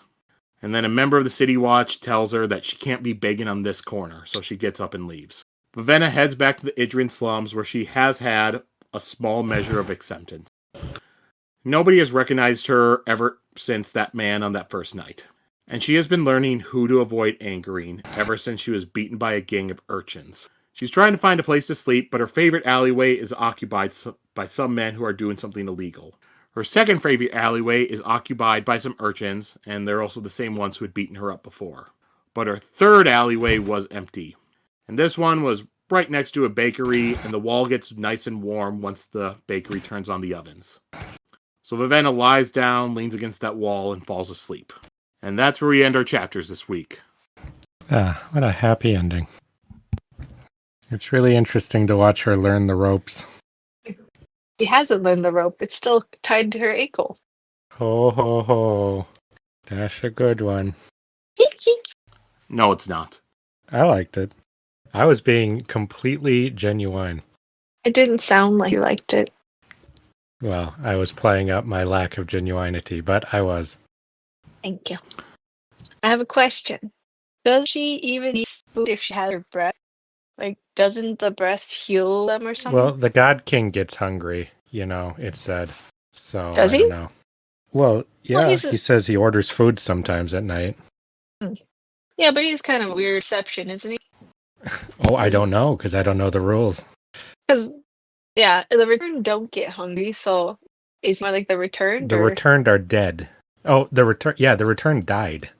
Yeah, so did That's he. totally He was a different. stillborn. Did you hear me? Yeah, he was dead too, I think. Yeah. Well, then he would be more like the return, so he wouldn't need to eat. Yeah, but then they said that, what's his name? The guy who had breath before Vivenna would, no. They said they had to poison him. Yeah, because he doesn't get sick, is what it said. Okay, yeah. So if you don't get sick, maybe you don't get hungry. I'd assume you still get it. I don't think we've had any evidence that you don't get hungry. That's all I'm saying. Okay. I don't Just know, needing but I more. don't think there's been a line about it that I'm aware of, at least. I'd assume you still have to eat because hunger and sickness are two different things. Okay. Again, I do think that if she had learned how to use this stuff, she'd be just fine, because people with that many breaths seem to make it pretty far in this world. As long as they don't Mhm. try to do a little revolution, of course. But, where because she's so naive and ignorant and now she's being hunted, yeah, she's not in a good spot. I hope However, it's Thatcher interesting finds to her. watch somebody like this learn the ropes. She's not learning it though. Yes, Or she you mean is. the She knows what streets? alleys are I see. bad and what are good. Yeah, those ropes. Okay. Stay away from those urchins. I right. really wonder how things are going to go for her for making money, Well, I was gonna say, my hope is Vasher finds her and trains her. You trust said that Vasher? last Yeah. thing he said is that if she runs, he'll find her and kill her. He has to say that. Well, he But cared she'll- if she was good or evil. So that's something. Yeah. Also, he doesn't really know her motives. All he knows is that she's been running around with that dirty Denth Tongfa, So, Just because Denth and Takva are bad guys doesn't mean Vasher's a good guy. enemy of my enemy. Well, unless they're also your enemy too, and they're both like, Also my enemy. unless, yeah. Well, he didn't kill her outright, and at least he was honest about kidnapping her. So that's a plus on him for him already. Yeah, I don't know. Yep, but he said though, he was frustrated when she reacted like a good person to the sword. Like he was mad that he couldn't just I kill was her. frustrated how you interpreted it in the audiobook. Yeah. Because he they was do a kinda little like, voice. yeah, he's just kind of like, well, fuck, I can't kill you just straight up. I'm gonna have to do something else. How long did it say Vivenna's been there? Just a few week. days or weeks? A week. With Vasher? Oh no, I'm on very the streets, curious. yeah. Yeah. Very curious what she's going to do. Because she really looked down on the people in her current situation. I mean, obviously that's what this is, to make her, Humbled. sympathize with them more, But it's, what is she gonna, if she didn't even want to use her breaths, to survive, what is she willing to turn to now? She already said she's willing to steal, Is she gonna kill, Is she going to do the thing that would be obvious for her to do? Is she going to get into What's a that? situation where she's going to be taken advantage of? This is a children's podcast, Sheta. We can't speak of such things. With what we talked about earlier in this episode? I don't remember anything adult being spoken of in the entire history of this podcast. Something about using your breath to bring back a lifeless sperm. Oh, you did not need to bring that back down. But Vivenna will just go through. She'll have a little song number like in Les Mis. Yeah, that was a good part. That's a good song. I think, yeah, I hope. I just want her to be found, but I think that's also quite like a cop out if someone just No. finds her. Yeah, She she has has to to. dig her way out. Yeah. Yeah. Like I keep wanting Vasher to find her and blah blah blah, but I would like her to just like build something of herself for herself. Well, what she has to do, Learn to use the is breaths, become right? the princess of the slums. What's that? Yeah, she'll use her. No. But Yeah, I mean, eventually, but she's got political influence here. She has a power. She just has no idea how to wield it, Queen of the Rats. Like, And she needs to do that before the breaths will matter that much, because she's got to be able to find allies and people who are pissed enough to follow her. yeah, but no one's gonna follow someone who just needs stuff from them. I think she has to have They something to will offer. if they think that that you are the rightful queen and they can have a whole rebellion thing, You just need the right person, is what I'm saying. She has not met anyone like that in the city yet, But That's there are still people not. who would help her just because of her station, I think. I think they've made a point that people don't in this area. They're not connected to the kingdom in that way that much. She has to prove it, like by trial of combat or something. I don't know about trial of combat, but I think she has to prove that yes, she is like a true heir, not just random loyal. Yeah, no one likes anyone looking for handouts like that to help or to follow. She has to pick herself up and make something of herself. Well, isn't that like Daenerys' entire arc at the beginning of Game of Thrones? Exactly. Yeah. Actually, I think that's more of her arc in Clash of Kings. Yeah, you're right. But yeah, that's what I'm trying to say. All right. Well, I think let's move over to our theories and predictions segment. So, first I will ask, will Lightsong be able to get the lifeless commands from Allmother? Yeah, I don't see why not. It'd be kind of boring if he didn't, right? Mm. But you know what? Maybe she gives it to Lightsong, not Blushweaver. Yeah, I don't think. Yeah, I agree with that. I But think I we're going don't to have a trust that lifeless hoe. war. Yeah, I think we're going to have a lifeless infighting war of some kind at some point, you know. Like, returned, you mean? Yeah. No. The lifeless, the soldiers. Yeah, but the war is between two different sides of the returned. Like, Well, I don't think Lightsong's going to wind up being pro-war. He's dreaming about it too much. yeah, and he will be the defender. Yeah. And then, will Bluefingers sneak Siri and Susebron out of the palace and out to Idris? I have to say, if they did that, doesn't he need souls to survive? Like, isn't that kind of not going to work the way she hopes it would? I guess get some to go. Yeah, because they love that so much out there. No, this is absolutely not going to happen because Bluefingers is untrustworthy. Yeah, that I don't know about, if he's trustworthy or not. I can't decide. Why do you think he's untrustworthy? Because he's too nice. Yeah, his name's Bluefingers, and He's too high in the cart and too nice. I think he's probably just going to get killed. I don't think he's going to betray her, personally. I just don't trust anyone who has a lot of information but withholds it and only gives you pieces of the information for whatever their purpose is. Like, he knows more than he's letting on, but he's not letting anyone. He's not just Well, saying it. it's interesting to know that he cares about himself and his people, and that's why he didn't speak out against her specifically. It's good to know that he actually did not care about her, you know? Or so he says. Well, what benefit is there to telling somebody I didn't care about you? I only cared about myself. Put him off guard. Yeah, if you're Make him really trust you. Machiavellian about it. He is in charge of a lot of stuff, I think. Like he's in charge of basically running the whole operation and stuff. I was surprised he has the personality that he does. Something about him always seemed off to me. And that Because I was like, something is his name, correct? yes, in that anyone who's in charge of an operation like this is just too shady, And he's thrown in some kind of shady lines here and there. Like he has people, like giving him info and working for him and stuff like that. I don't know. Siri is too obviously naive for me to believe that he would just openly say that he cared about his job security, But I could see it going the other way too. I think it would be cool if this was a bigger operation than we thought. That I could believe. Because it seems like there's a lot of big goings on beneath everything we're seeing.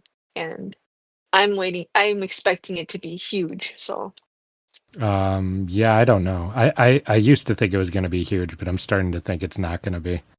it's true. It's either huge or something, or it doesn't even matter. Like, Or it's all no on the one's level. in charge. Like. All right, my last question. You two already talked about Vivenna a bunch, so I won't ask about her. But I will ask, who do you think is the person that hired Denth and his crew? Blue fingers. Well, it would be somebody who would want those meetings to occur, right? So not somebody who's a friend to the current regime, I'd assume. I mean, I don't know. My only guess is Blushweaver. That's all I got. I would think that too. Thinking that Vivenna might be working with Siri in the town and just trying to get information. Now I'm thinking that's like a red herring. I'm all turned around. Is it a red herring if they haven't given us any evidence to believe that that's what's happening? It's a red herring if you're digging a bunch, like I am, about who is trustworthy and who's not. So they're predicting how much you're going to be digging. That's what you're saying. Yeah. Yep. I'm still gonna stick with Blue Fingers, Or Laramir. I feel like he and Bluefingers are like, Laramir? No, not Laramir. yeah, all the people helping the gods. I don't trust any of them. I'd be devastated if it's Laramir. Especially don't trust the ones that pretend to be your friend. Yeah. Mm-hmm. Who else? Yep, those are my guesses. All right. Any other theories or predictions either of you two want to throw out there? Well, I kind of already said my emotions are like different powers, kind of like the different lantern cores, maybe that they're gonna have different powers, and maybe even that our gods have different powers based on that. You know, Don't you think they blush would have we. brought that up by now? We're like over halfway through the book, you know? Man, I don't trust any of these books. In the last chapter, we learned all this crap, like from the past two series. You know, this is when the last maybe quarter of the book is when we start getting a bunch of reveals. Oh my Yeah. gosh. Well, it Do could be. you have any theories, Justin? Otherwise, I have another one. Go for it.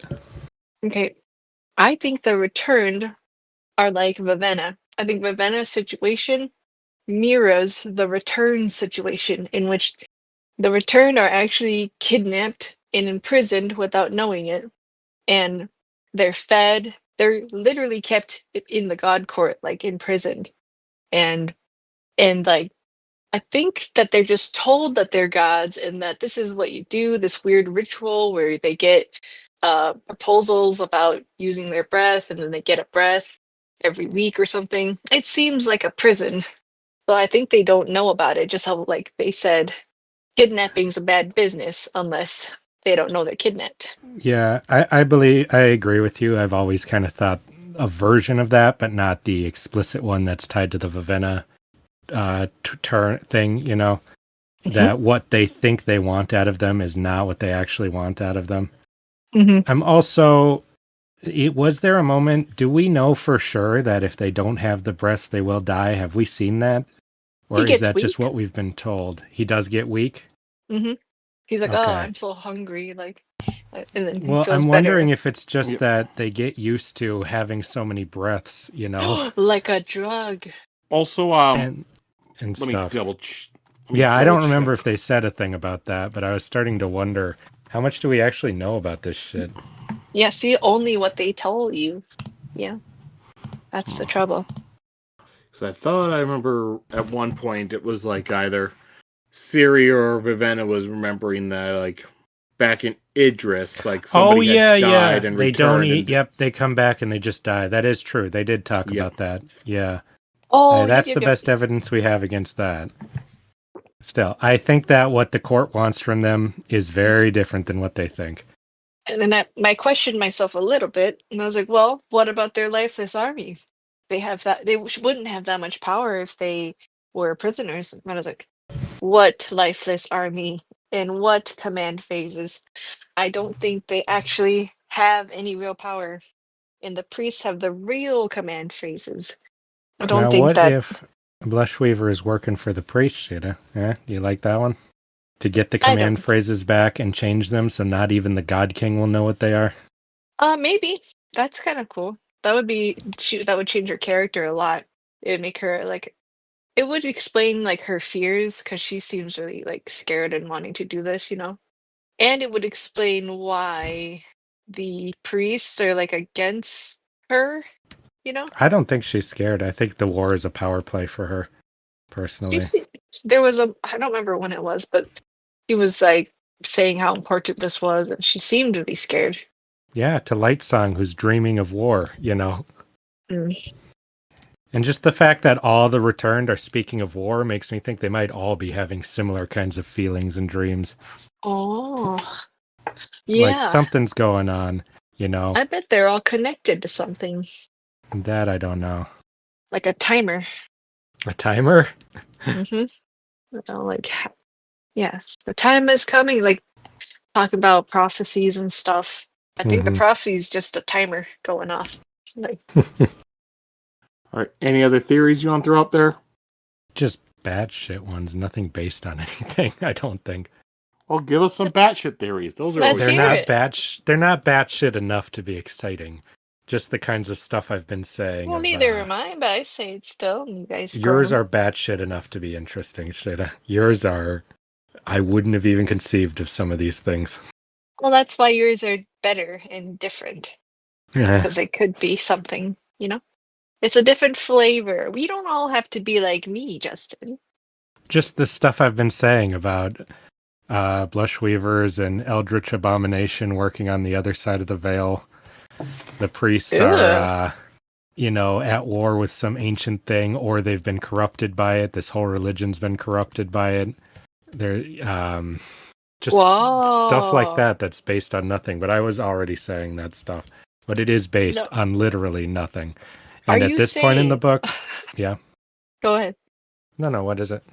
Are you saying that all this political stuff and sides getting picked, a big eldritch god creature thing is just going to come and sweep everything away?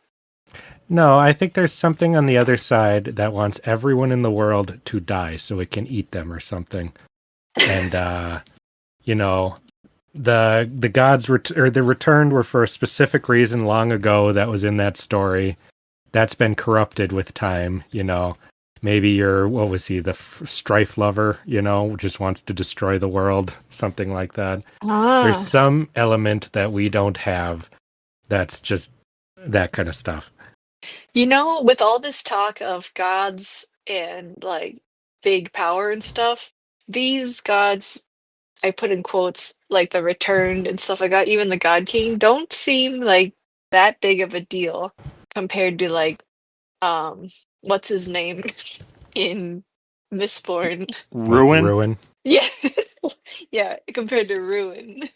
Yeah, I agree. I think we're only seeing a piece of what is out there for this religion. Your big and idea. The priests, like what the priests tell us is what religion is. I just don't believe them, because if they're full of shit, because if they weren't, they wouldn't cut the God King's tongue out. He would just be in charge. That's how it would be. Yeah, that's true. So there's some element going on here that we don't have access to.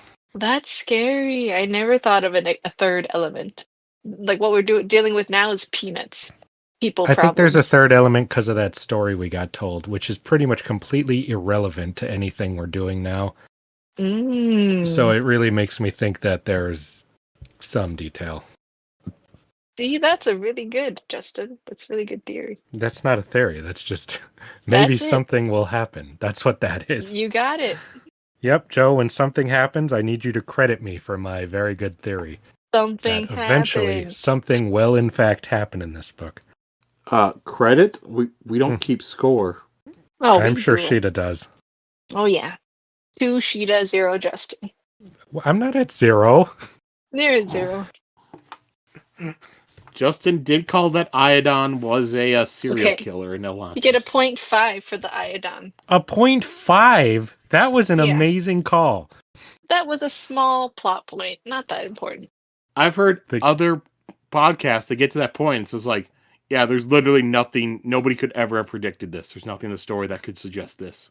That one was the most obvious one ever, in my opinion. Literally, it's that or it's nothing.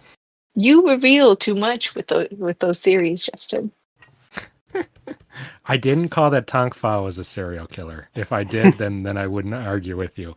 I'm actually surprised that I didn't think of that and put that together. Because like I said, the animals disappearing thing, I'm like, okay, this character is not entertaining. He is not that interesting. They're treating him like he's not a big deal, even though he's got this weird specific thing. I really feel I should have put together what was going on in some way. Because that was just too specific for somebody who's just not that important to the plot. Yeah. No, now there's that line about the puppies. That's not that I don't remember. Oh, yeah, yep. That one was another. That's where Dent is just. Because it was. Dent was saying, yeah, if you want, we can just give everyone a puppy and tell them all to be nice. And Tong Fa was like, yeah, and if they don't listen to us, then we can take and kill all the puppies. Yeah. Like I said, lines like that become so much darker once you know more about them. Well, now I know why you thought it was funnier. It And was why not funny at all. It was awful. and why I kept including all those lines in my summaries every time. Yep. I got your number, Joe. I'm not going to trust you anymore. All right. I don't trust him ever. And that's not just from this book. That's personal. So Sheta, after everything that went on, did that kill your Vivenna Claude weird ship you had going? Well, Claude did save her in that last moment there. I think that they have a connection still, and that when they meet again, he will recognize her as his, as they had a connection. She's just And gonna go Jewel, up to him and just say, "Hall of the Sun, fall in love with me, Hall of the Sun." and then he'll say, "No need to say that." And he kisses her. God. Okay, Sheta, you totally won me over. I hated this, and now I'm won over. Oh, Jules is gonna be so jealous. Or they'll be like, wait a minute, but she doesn't have any breaths. Yep.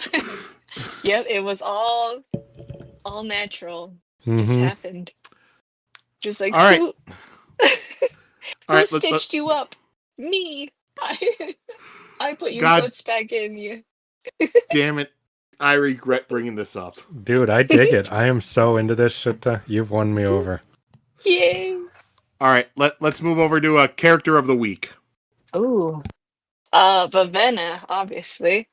For freaking having the worst day in her life happen and managing to survive somehow and pick up for herself for the first time, basically. You're not going to like mine, Shita. What? It is Tonk Fa. Oh my. For being What's wrong a with psychotic serial killer who is not even hiding it in any way whatsoever. And it's so painfully obvious to anyone who pays half attention. This guy is a fucking psychopath. He is very dangerous. you? As your favorite character. In these chapters, yes, I have a soft spot for such characters. Oh my god. A guy who fucking pins up fucking monkeys to the wall. That's an interesting character to me. I guess I understand. He never pretended to be anything else. Like I should have Yeah, he's not known. try hard. He's actually deranged. That's what I'm saying. All right. But picking him as your favorite? What's wrong with you? He killed Harlan. I was He never cut him up. I was never that connected to him, just so you know. Harlan is the definition of an innocent. I agree with that. He's an That innocent, just makes me like loyal Tonk Fa friend. more. He's evil. There's no redemption for a character like that. Oh yeah, I hope he gets it. He's a thing that needs to die. Ooh, I have a sorry, throw this back to the theory that I don't know how lifeless are made, but I think they're gonna make Parlin into a lifeless. I totally believe that.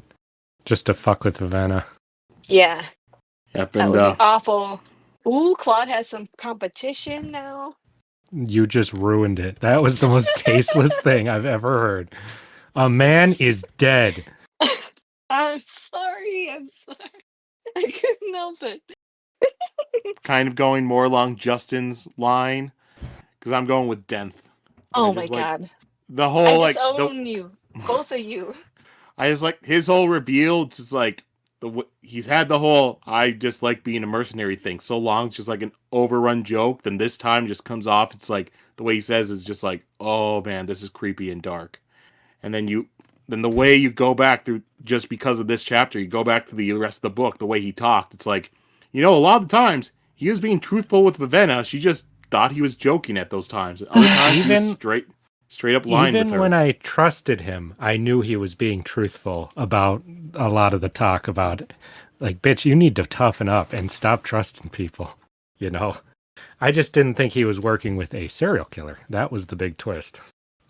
My god. So should I just choose Jules too, so we can all be a team? No, Jules didn't really do anything. Jules, for being a loser who fell down the stairs. No, you picked Vivenna. I would never pick her. And then the other One other thing I wanted to bring up, because you guys were talking about Parlin, is that Brandon Sanderson has mentioned that Parlin's one character that he kind of feels like he should have done more with, because it was like To on make his death more horrifying. on his on his website at the FAQs, he was asked like if there's any characters he disliked. He said no, he likes all of his characters, but he does feel like he dropped the ball with Parlin. Like he didn't really do much, so for some people, his death wasn't as impactful. Joe, you are spoiling that he doesn't get turned into a lifeless and has a love triangle with Claude and Vivenna. Okay, yes, I'm spoiling. He does not have a lifeless love triangle with Vivenna and Claude. All right, I will spoil that. That does not fucking happen. I'm mad at you. We do not need a double zombie love triangle. They're not zombies. Just give them breath again and they'll be alive. We know that's not true. We've seen them with breath. They weren't alive. But Vivenna said she saw a spark in his eyes. She did not say that. She did. Right, Joe? She thought she saw something that looked like determination on his face while he was fighting. He's alive. Here's my view on the lifeless. I think that I don't think they're just husks. I do think an element of a soul is in them and an element of their mind is there, but not enough to be like, in like Dawn of the Dead, they all walk to the mall, but they're not sure why. That's kind of how I imagine them, which is pretty much not alive. And yeah. Man, I think they're more alive. If the returned are alive, then I think the lifeless are more alive. They just have a not, what's the opposite of superior? Inferior magic in them, I don't disagree, but I disagree with the implication of that you draw from that.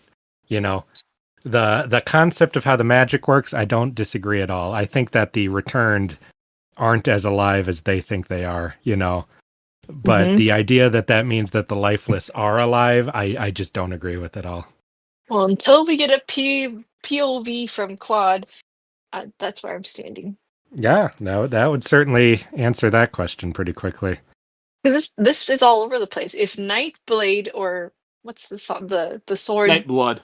He has like a whole personality, and he was made by a professional, it seems like. Well, we don't know. He could be from a whole different, He is a sword place. He could be from a place where that makes sense. And he has more No, I was going to say than... something with a totally different, non-breath related magic of some sort. Yeah, well, I think he's made from the 5 scholars. One of the scholars made him. He said that he was made by Shishara. Oh yeah, but I mean, like this magic style that they used to make him was based off of one of the 5 scholars' methods. The 5, what is it? They called the 5. 5 scholars. No, like the thing they called, like that. What's his name saw it and then he died. 5. You paid more attention to the lore than I did. I don't know what you're talking about. Let me look it up quick. That's the Idrian, that's ostrism. Like they believe, like, because Vo the first return, that's it. When he had come back and he had seen the 5 visions, and those are like the ideals that I see. The ideals that the ostrism live by is pretty much like it's all not connected. Oh yeah, I think that I'd have a hard time believing one religion is just true and one is just false in a world like this, I'd assume they're either both different shades of the truth or both just ways that random people interpreted what was happening. It's a classic he said, she said. Not how I'd put it, but I think you just summed up most holy war in the world, Sheta. All right. Well, let's move over to our quotes of the week. Okay. Oh, all this betrayal stuff overshadowed Susebron and Siri's cute thing that they were doing. My quote is just what Susebron says about Siri. She's talking about Vivenna. Vivenna's a wonderful person. She's very kind to me. It's just that, well, I think even she felt that I should have been more reserved. I can't understand that, he wrote. You're wonderful, so full of life and excitement. The priests and servants of the palace They wear colors, but there's no color inside of them. They just go about their duties, eyes down, solemn. You've got color on the inside. So much of it that it bursts out and colors everything around you. She she smiled.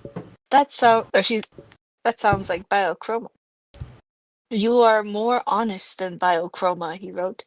My breath, it makes things more bright, but it isn't mine.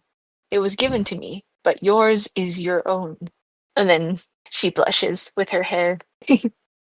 I think that actually revealed quite a bit about biochroma to us too. And that for some reason, your breath being colorful, it shows how much life you have. It's interesting. I don't know what that means. Might have something to do with the emotional spectrum or something like that. I really like that he compliments her, and then you learn a little bit about what he sees. You're right, and we get a lot of insight into both the characters. But I think it's interesting that you keep trying to tie this to the emotional spectrum of Green Lantern, like Brandon Sanderson even knows what the fuck you're talking about. Just the assumption that he's influenced by that is very funny to me. Also, not When an was this original book written, idea, Joe? but- When was this book written? 2008 to 2009, so that would have been shortly Exactly. after, not long after the emotional spectrum of the See? Lantern Corps came in. I knew it. Because I knew I saw him at the comic shop. I think those started in what, 2006, 7? When was Sinestro Corps War? That I could not tell you. Yeah, it was 6 2006 is what pops into my mind, but Yep. I'm not going to give my specific life events that lets me know that you are right. Yeah. I like that. And it also shows how much he sees in her that makes him like her too. That she's special. my quote is very, very, very simple and was pretty much touched upon. There was another good reason why the conflict was becoming inevitable. As Hoyd had implied, when one side had an unbeatable advantage, war was the result. Hallandrin had been building its lifeless armies for centuries, and the size was becoming daunting. Hallandrin had less and less to lose from an attack. He should have realized that earlier, rather than assuming this would all blow over once the new queen arrived. I think that's a very, very simple and sad way to say why most war and conflict happens, especially the part about having less and less to lose from an attack and being like, might as well. And it makes it funny that all this talk of war, they're coming up with all the reasons and justifications, but it's really just, we want what they have and we're sick of dealing with them, so we're going to take it. Yeah. Yeah, but That is sad. I feel like they're just sitting there thinking, I feel like now's a good time for war since we're pretty good right now. Yeah, they can't beat us. And they have those passageways, and they don't follow us. And, maybe someday they'll do something. So let's just go kill them all and take their shit. Also, that maybe they might get power because we might have a baby that's half theirs and stuff. Mm-hmm. Yeah, they would have some small measure of political influence. So might as well nip that in the bud.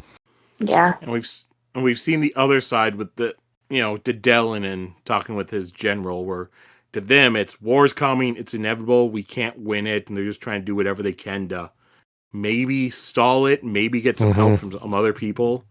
Is this book about war? It's about breaking a war with the power of love. Aww. I mean, their marriage is probably the most helpful thing, because it's the two warring sides. So I don't know what side like, Susebron is on this whole thing. I don't know. He's good. I'm really shocked the way the other gods talk about him, the way people do. They don't seem to revere him as much as they're technically supposed to. They don't know him. They just gotta come out. Which you'd think not knowing him should make them worship him even more, Yeah. Because he's a distant figure. Maybe too distant. Nope, they're gonna do their reveal and they'd be like, we are the ultimate power couple, and you guys stop fighting. We're gonna break this war right here. That could be a part of it, but I think he's gonna have to sacrifice himself. I don't think he's gonna survive, Sheta. No! Because he needs to eat children in order to live, No, you can't keep a doesn't. character like that around. He doesn't. He eats Once two children a week, it said that. He doesn't eat them.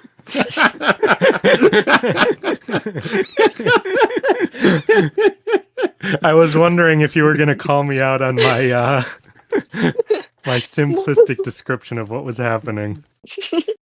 It would be much more different and a much more morally questionable thing if these characters did just eat children. I would be very interesting to read the story where she falls in love with Dracula, King of the Lands, or God King of the Lands.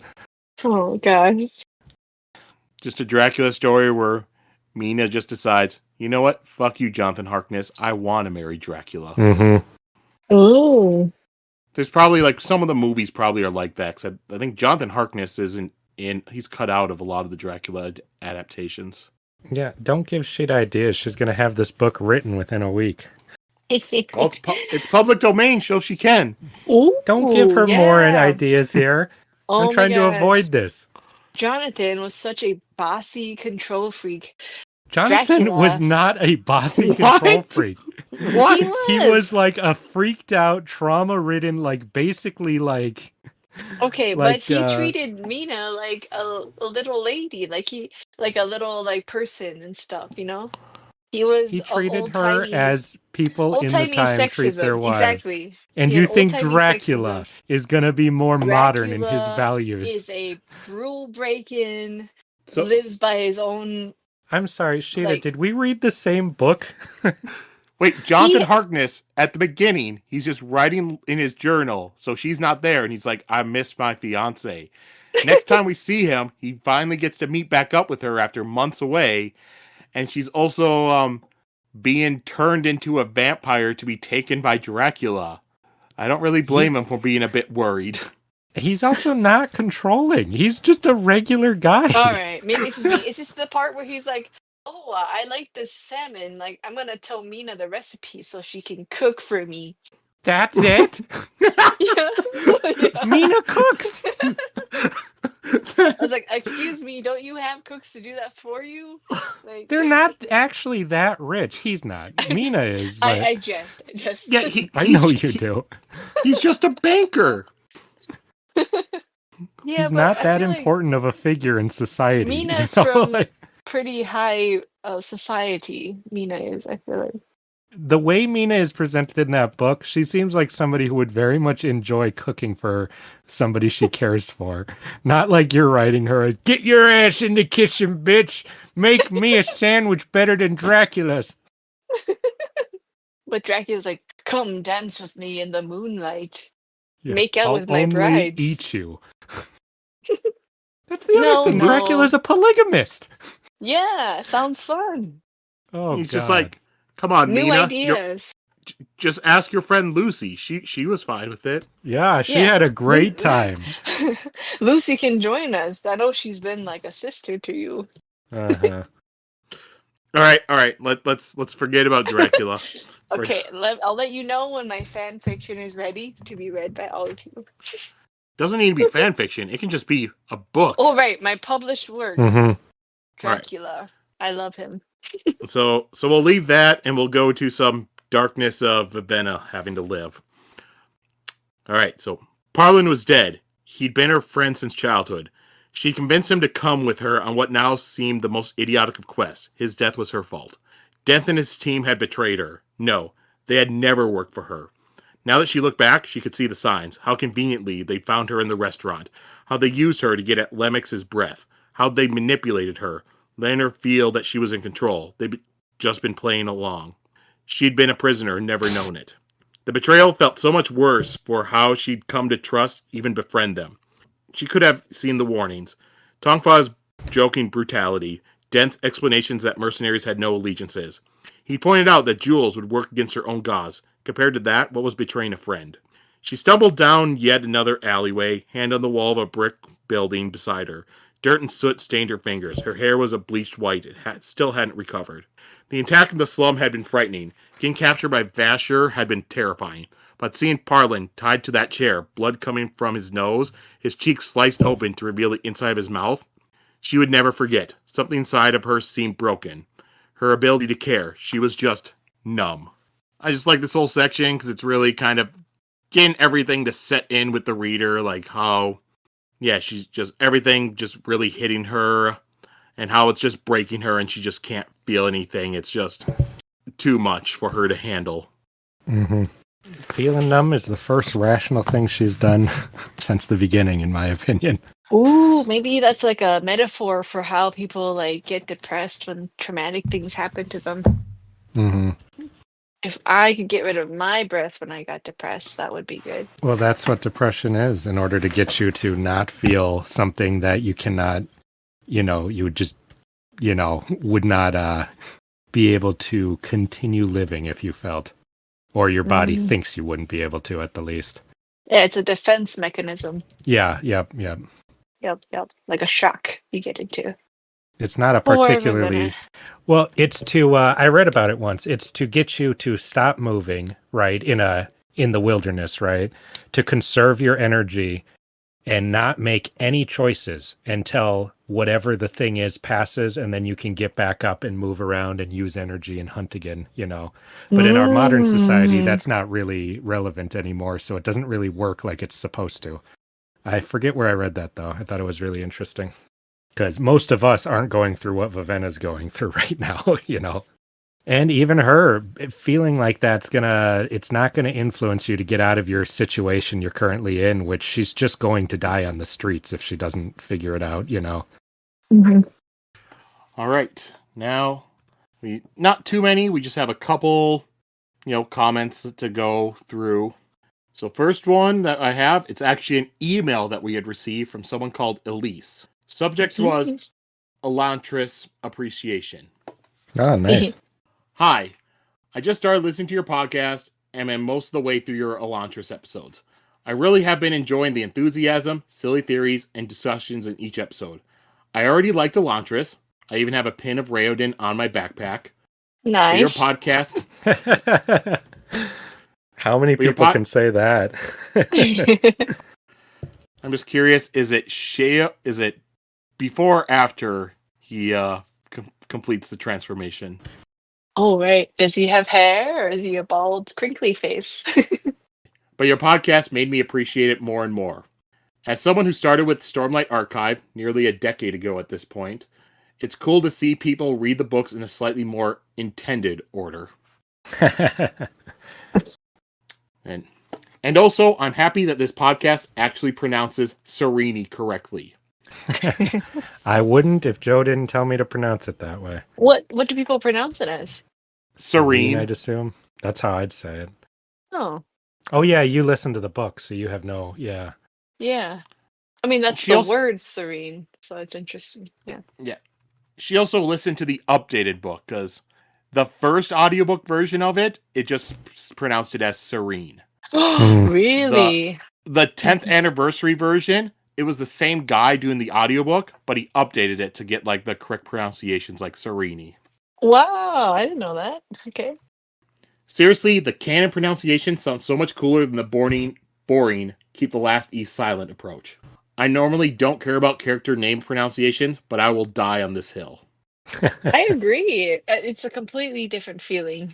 Serene gives like, it doesn't match her character that well. I think, Yep, and I know when we were doing that, I tried to go with as much of the official pronunciations as I could with a lot of the names.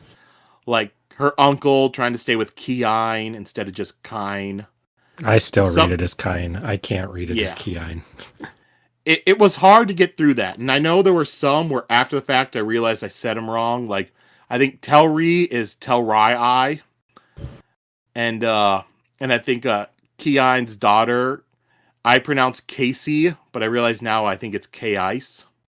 Well, in my updated version, that's what it was. Which one? K-Ice or Casey? Not Casey. No. All right. And you never corrected me? I don't remember you saying Casey. But you did a good job, Joe. I don't remember K-Ice, that's for sure. Well, we barely talked about that kid. Yeah. Only when I said I didn't like kids. And then, not asking any questions since I'm literally 50 episodes behind the most recent episode and don't want to force everyone to think back and remember all the deal-off theories. Please, remind Sheta's me excited of to the get back to deal-off deal-off theories. I just want to say yeah, one of my favorite characters.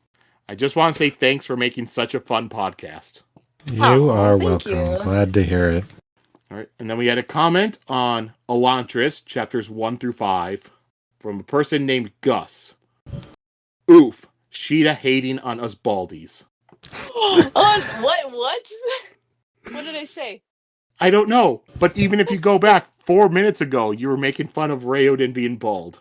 Okay, I didn't say I didn't like baldies. I just said, as a fact, he had the shade on him, and he will be bald and crinkly. Jeez, Sheta. I like a good bald man. Oh I think yeah, it's cute. name 5 actors you like who are bald. Jason Statham, The Rock. Let's see. I always like Bruce Willis. That's 2. That's 3. Keep going. Did you say 5? I said 5. Well, I think it's very cute. Okay. You can't think of any more? Okay, Vin Diesel, Patrick Stewart. Okay. Okay, Stanley you're forgiven. Tucci. You're There you go. forgiven. See, those are all cuties. Mark Strong. Yeah, Mark Strong's good too. Jason Alexander. Not your type? I actually had a huge crush on Jason Alexander. No. Yeah, his personality. He's just His you have that- personality is what it was. No, but then he's cute. I like it. Yeah, he just has so much confidence and he's funny. If you are funny, that's it. It's over. All right. And now we're going to Warbreaker, chapters 22 through 24. This was a Reader Warrior comment. Nice. So I think first is his thing for our turn-based favorite games. I'll pick Pokemon Platinum then. Platinum was good. I liked it. That was the game where I 100%ed the Pokedex. All 493. Legitimate. No hacks. All right, and then underrated anime. Oh boy, where do I start? Lost Song, Gate. Gargantua on the Verdurous Planet. Aldnoah, 0. Fuka. And those are the first 5 I can think of. Haha. Well, they must be underrated. I don't know what any of those are. All right. Chapter 22. This is in reference to Sheta's reference, which I don't remember it. Does it feel like a perfect night to dress up like Returned and make fun of Idrians? No fucking idea. I mean, that sounds pretty awesome. I would have that kind of party. Sounds like it's a reference to something you said, but I do not remember. It's been too long since they recorded that. You got to do your research, Joe, so we can get the reference. Nah. Chapter 24. Yeah. Go ahead. Kid stories also imply that quicksand is going to be a lot more of a threat than it actually is. I still wouldn't go in it. Don't give me any of that quicksand ain't as dangerous as it looks bullcrap. I ain't stepping in any. Oh, I was terrified of quicksand. To be fair, quicksand in all the stuff, it was either in the desert or jungles. And I'm not really walking through those all that often. It can happen in any sandbox. No, it can't. If it's magical. All right. And then from the prediction segment, Justin, you say it's hard to predict people like Lightsong did, but I knew that Sheta was going to fall in love with Susebron in this exact chapter when y'all started. Oh, yeah. There's so many parts I read where I know exactly who Sheta's favorite is going to be. Oh, I hope he survives. I'm so sad. I'm so worried. And then there's me. He's not going to survive, Sheta. Don't say that, Justin. No, he is not going to survive. Don't say but that, he's Justin. not going to die tragically. I don't care. I don't want him to die. There is no way he is going to survive. And don't tell me he's going to live on through his little baby. I don't care. That I don't know. That's what I think. If he dies, he's going to live on through his little baby he's going to have with Siri. And I don't care. I don't want a dumb baby. And now, Warbreaker, chapters 25 through 28. This will be another Reader Warrior comment. Okay. Welcome back, Nick. My mates and I played Euro Monopoly a bit ago and ended up becoming a game of socialism versus capitalism. because 6 of us teamed up and pooled our assets and money together to beat the 3 richest players. That sounds like an epic Monopoly game. But I'd say any So scenic... that sounds like what's the word for that? Like that they What? make like what is it, like antitrust laws for or whatever? That just I don't seems like normal capitalism to me. Wait, And then you carve up the country so that you can only sell your stuff to certain people, and then everyone wins except the consumer. So you're saying antitrust laws, to stop a monopoly? So I guess you're playing the game as intended. Wow, most genuine game of Monopoly. I'm against playing any kind of Monopoly that is not dictated by the rules in the as stated, because otherwise the game goes too damn long. Alright, but I'd say any scenic game of a subject I know. I hate RNG games and prefer ones that rely on thought and strategy. Mm-hmm. Yeah, I've played Scenic. I've enjoyed it. Oh, seen it. Yeah. Yeah, seen it's I a have good one. I have a couple of those. I just need to force everyone to play with me. Well, you never... It's because someone has to bring their freaking D&D version of what Trivial Pursuit. Oh God, we did that one time. Yeah, and it took like 6 hours. No, it didn't.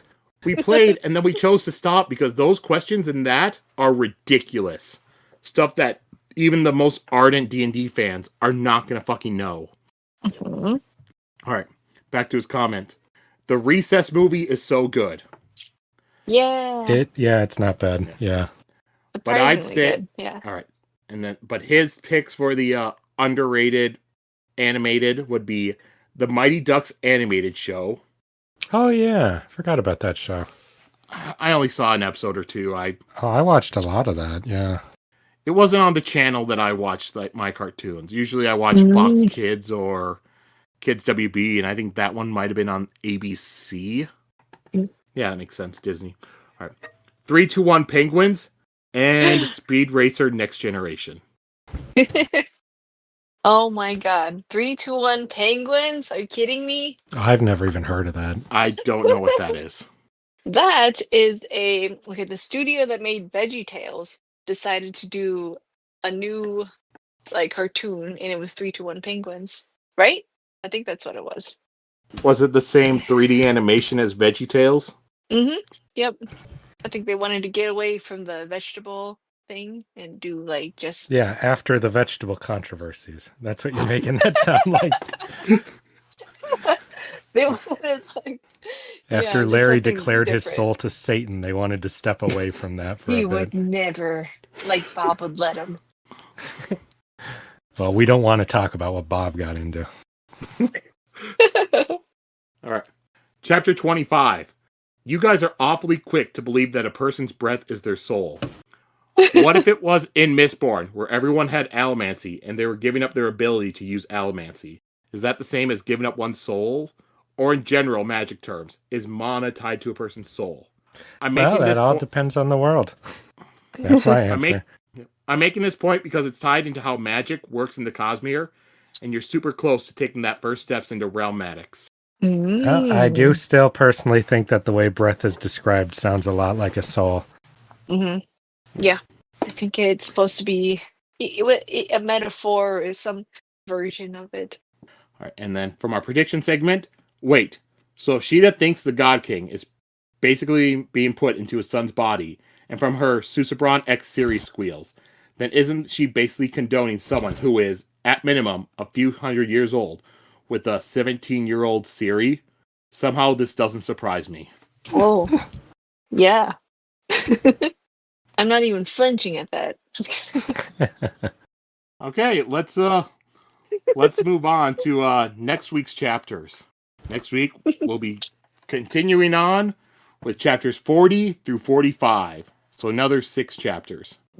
How many chapters are left? Don't tell me that. Then why'd you ask? Just 2, Sheta. I am just so anxious to finish the book and to learn all the secrets. We didn't learn all the secrets in either of the previous books, because Sheta. You won't learn anything. Yeah, what secrets do you think you're going to learn? there's a couple of answers that I want, just like I just would like to have before the book ends. Like, and I just if I don't get them, I'm gonna be quite upset. Like, And if people are following along and they want to know what we're reading next, because we are getting closer to the end of this book, the next two things we read will both be a little bit shorter. So first, we will be going into the only graphic novel as of now we'll be reading, White Sand. And we will be reading the omnibus version. So if anybody wants to follow along, they can be sure to pick that up. I know there's like digital versions. You can buy it directly from Dynamite's website. That sort. But that's next will be White Sand. And then after that, we will be reading the novella Emperor's Soul. That is included in the Arcanum Unbounded, which we have read stuff from there. Or if people don't have that, it can, with it being a novella, it can be purchased on its own. So those are the next two things if people want to follow along. White Sand, Emperor's Soul. All right. And now let's just go and finish off the show with our plugs. Hair plugs. Go, Justin. ugh. Justin's getting hair plugs. Justin, hello? All I heard was hair plugs, and then I disappeared. Yeah, tell everyone about your hair plugs. So you can see my new hair plugs at Profanity Beaver, Instagram, Twitter, all those places, and they're coming in very nice. Be on Sheta's hate list. I said bald guys are cute. Don't put me under like that. All right. Yeah, but usually people go bald from the top out. I've been going bald from the out to the top, so everyone thinks I have a mohawk, but it's a condition. Interesting. Okay. Well, I you just can tell see people I'm a monk, and then they let it go. How does the monk have a mohawk? No, it's one of those like bowl things around. That's not. That's not your. That's not a mohawk. Well, maybe I was trying to make it sound a little cooler than it is. Can you forgive me? Okay, you can see my art on my Instagram or DeviantArt at Sheta_low, and then my fashion and random things from my life from my other Instagram, mermaid_machete. No underscore in that. Oh, never mind. Just mermaid machete. All right. And then for our normal, just Cosmic Chronicle stuff, if you want to follow us on different social medias, check our description. They'll be listed there. If you want to send us an email, and we'll read it on here, cosmicchronicles@gmail.com. Leave comments on different places. Leave reviews. Thumbs up, like it, whatever you want to help out the show. Yeah, all that. Mm-hmm. Yep, and then come back next week, as I said, chapters 40 through 45, and we'll continue this story. Until then, everyone, be sure to go out there, help control the pet population. Make sure to have your pets spayed and neutered. I thought that was going to go a very different direction. I thought you were going to channel your inner Tonk Fa on how to control the pet population. No. Have you That's ever effed watched up. The Price is Right? Yeah, and I never remember him telling him to kill pets, Joe. You're a sick fuck. What are you talking about? I guess I don't watch The Price is Right. I don't know what you're talking about. Oh, all right. Bye, everyone. All right. Bye-bye.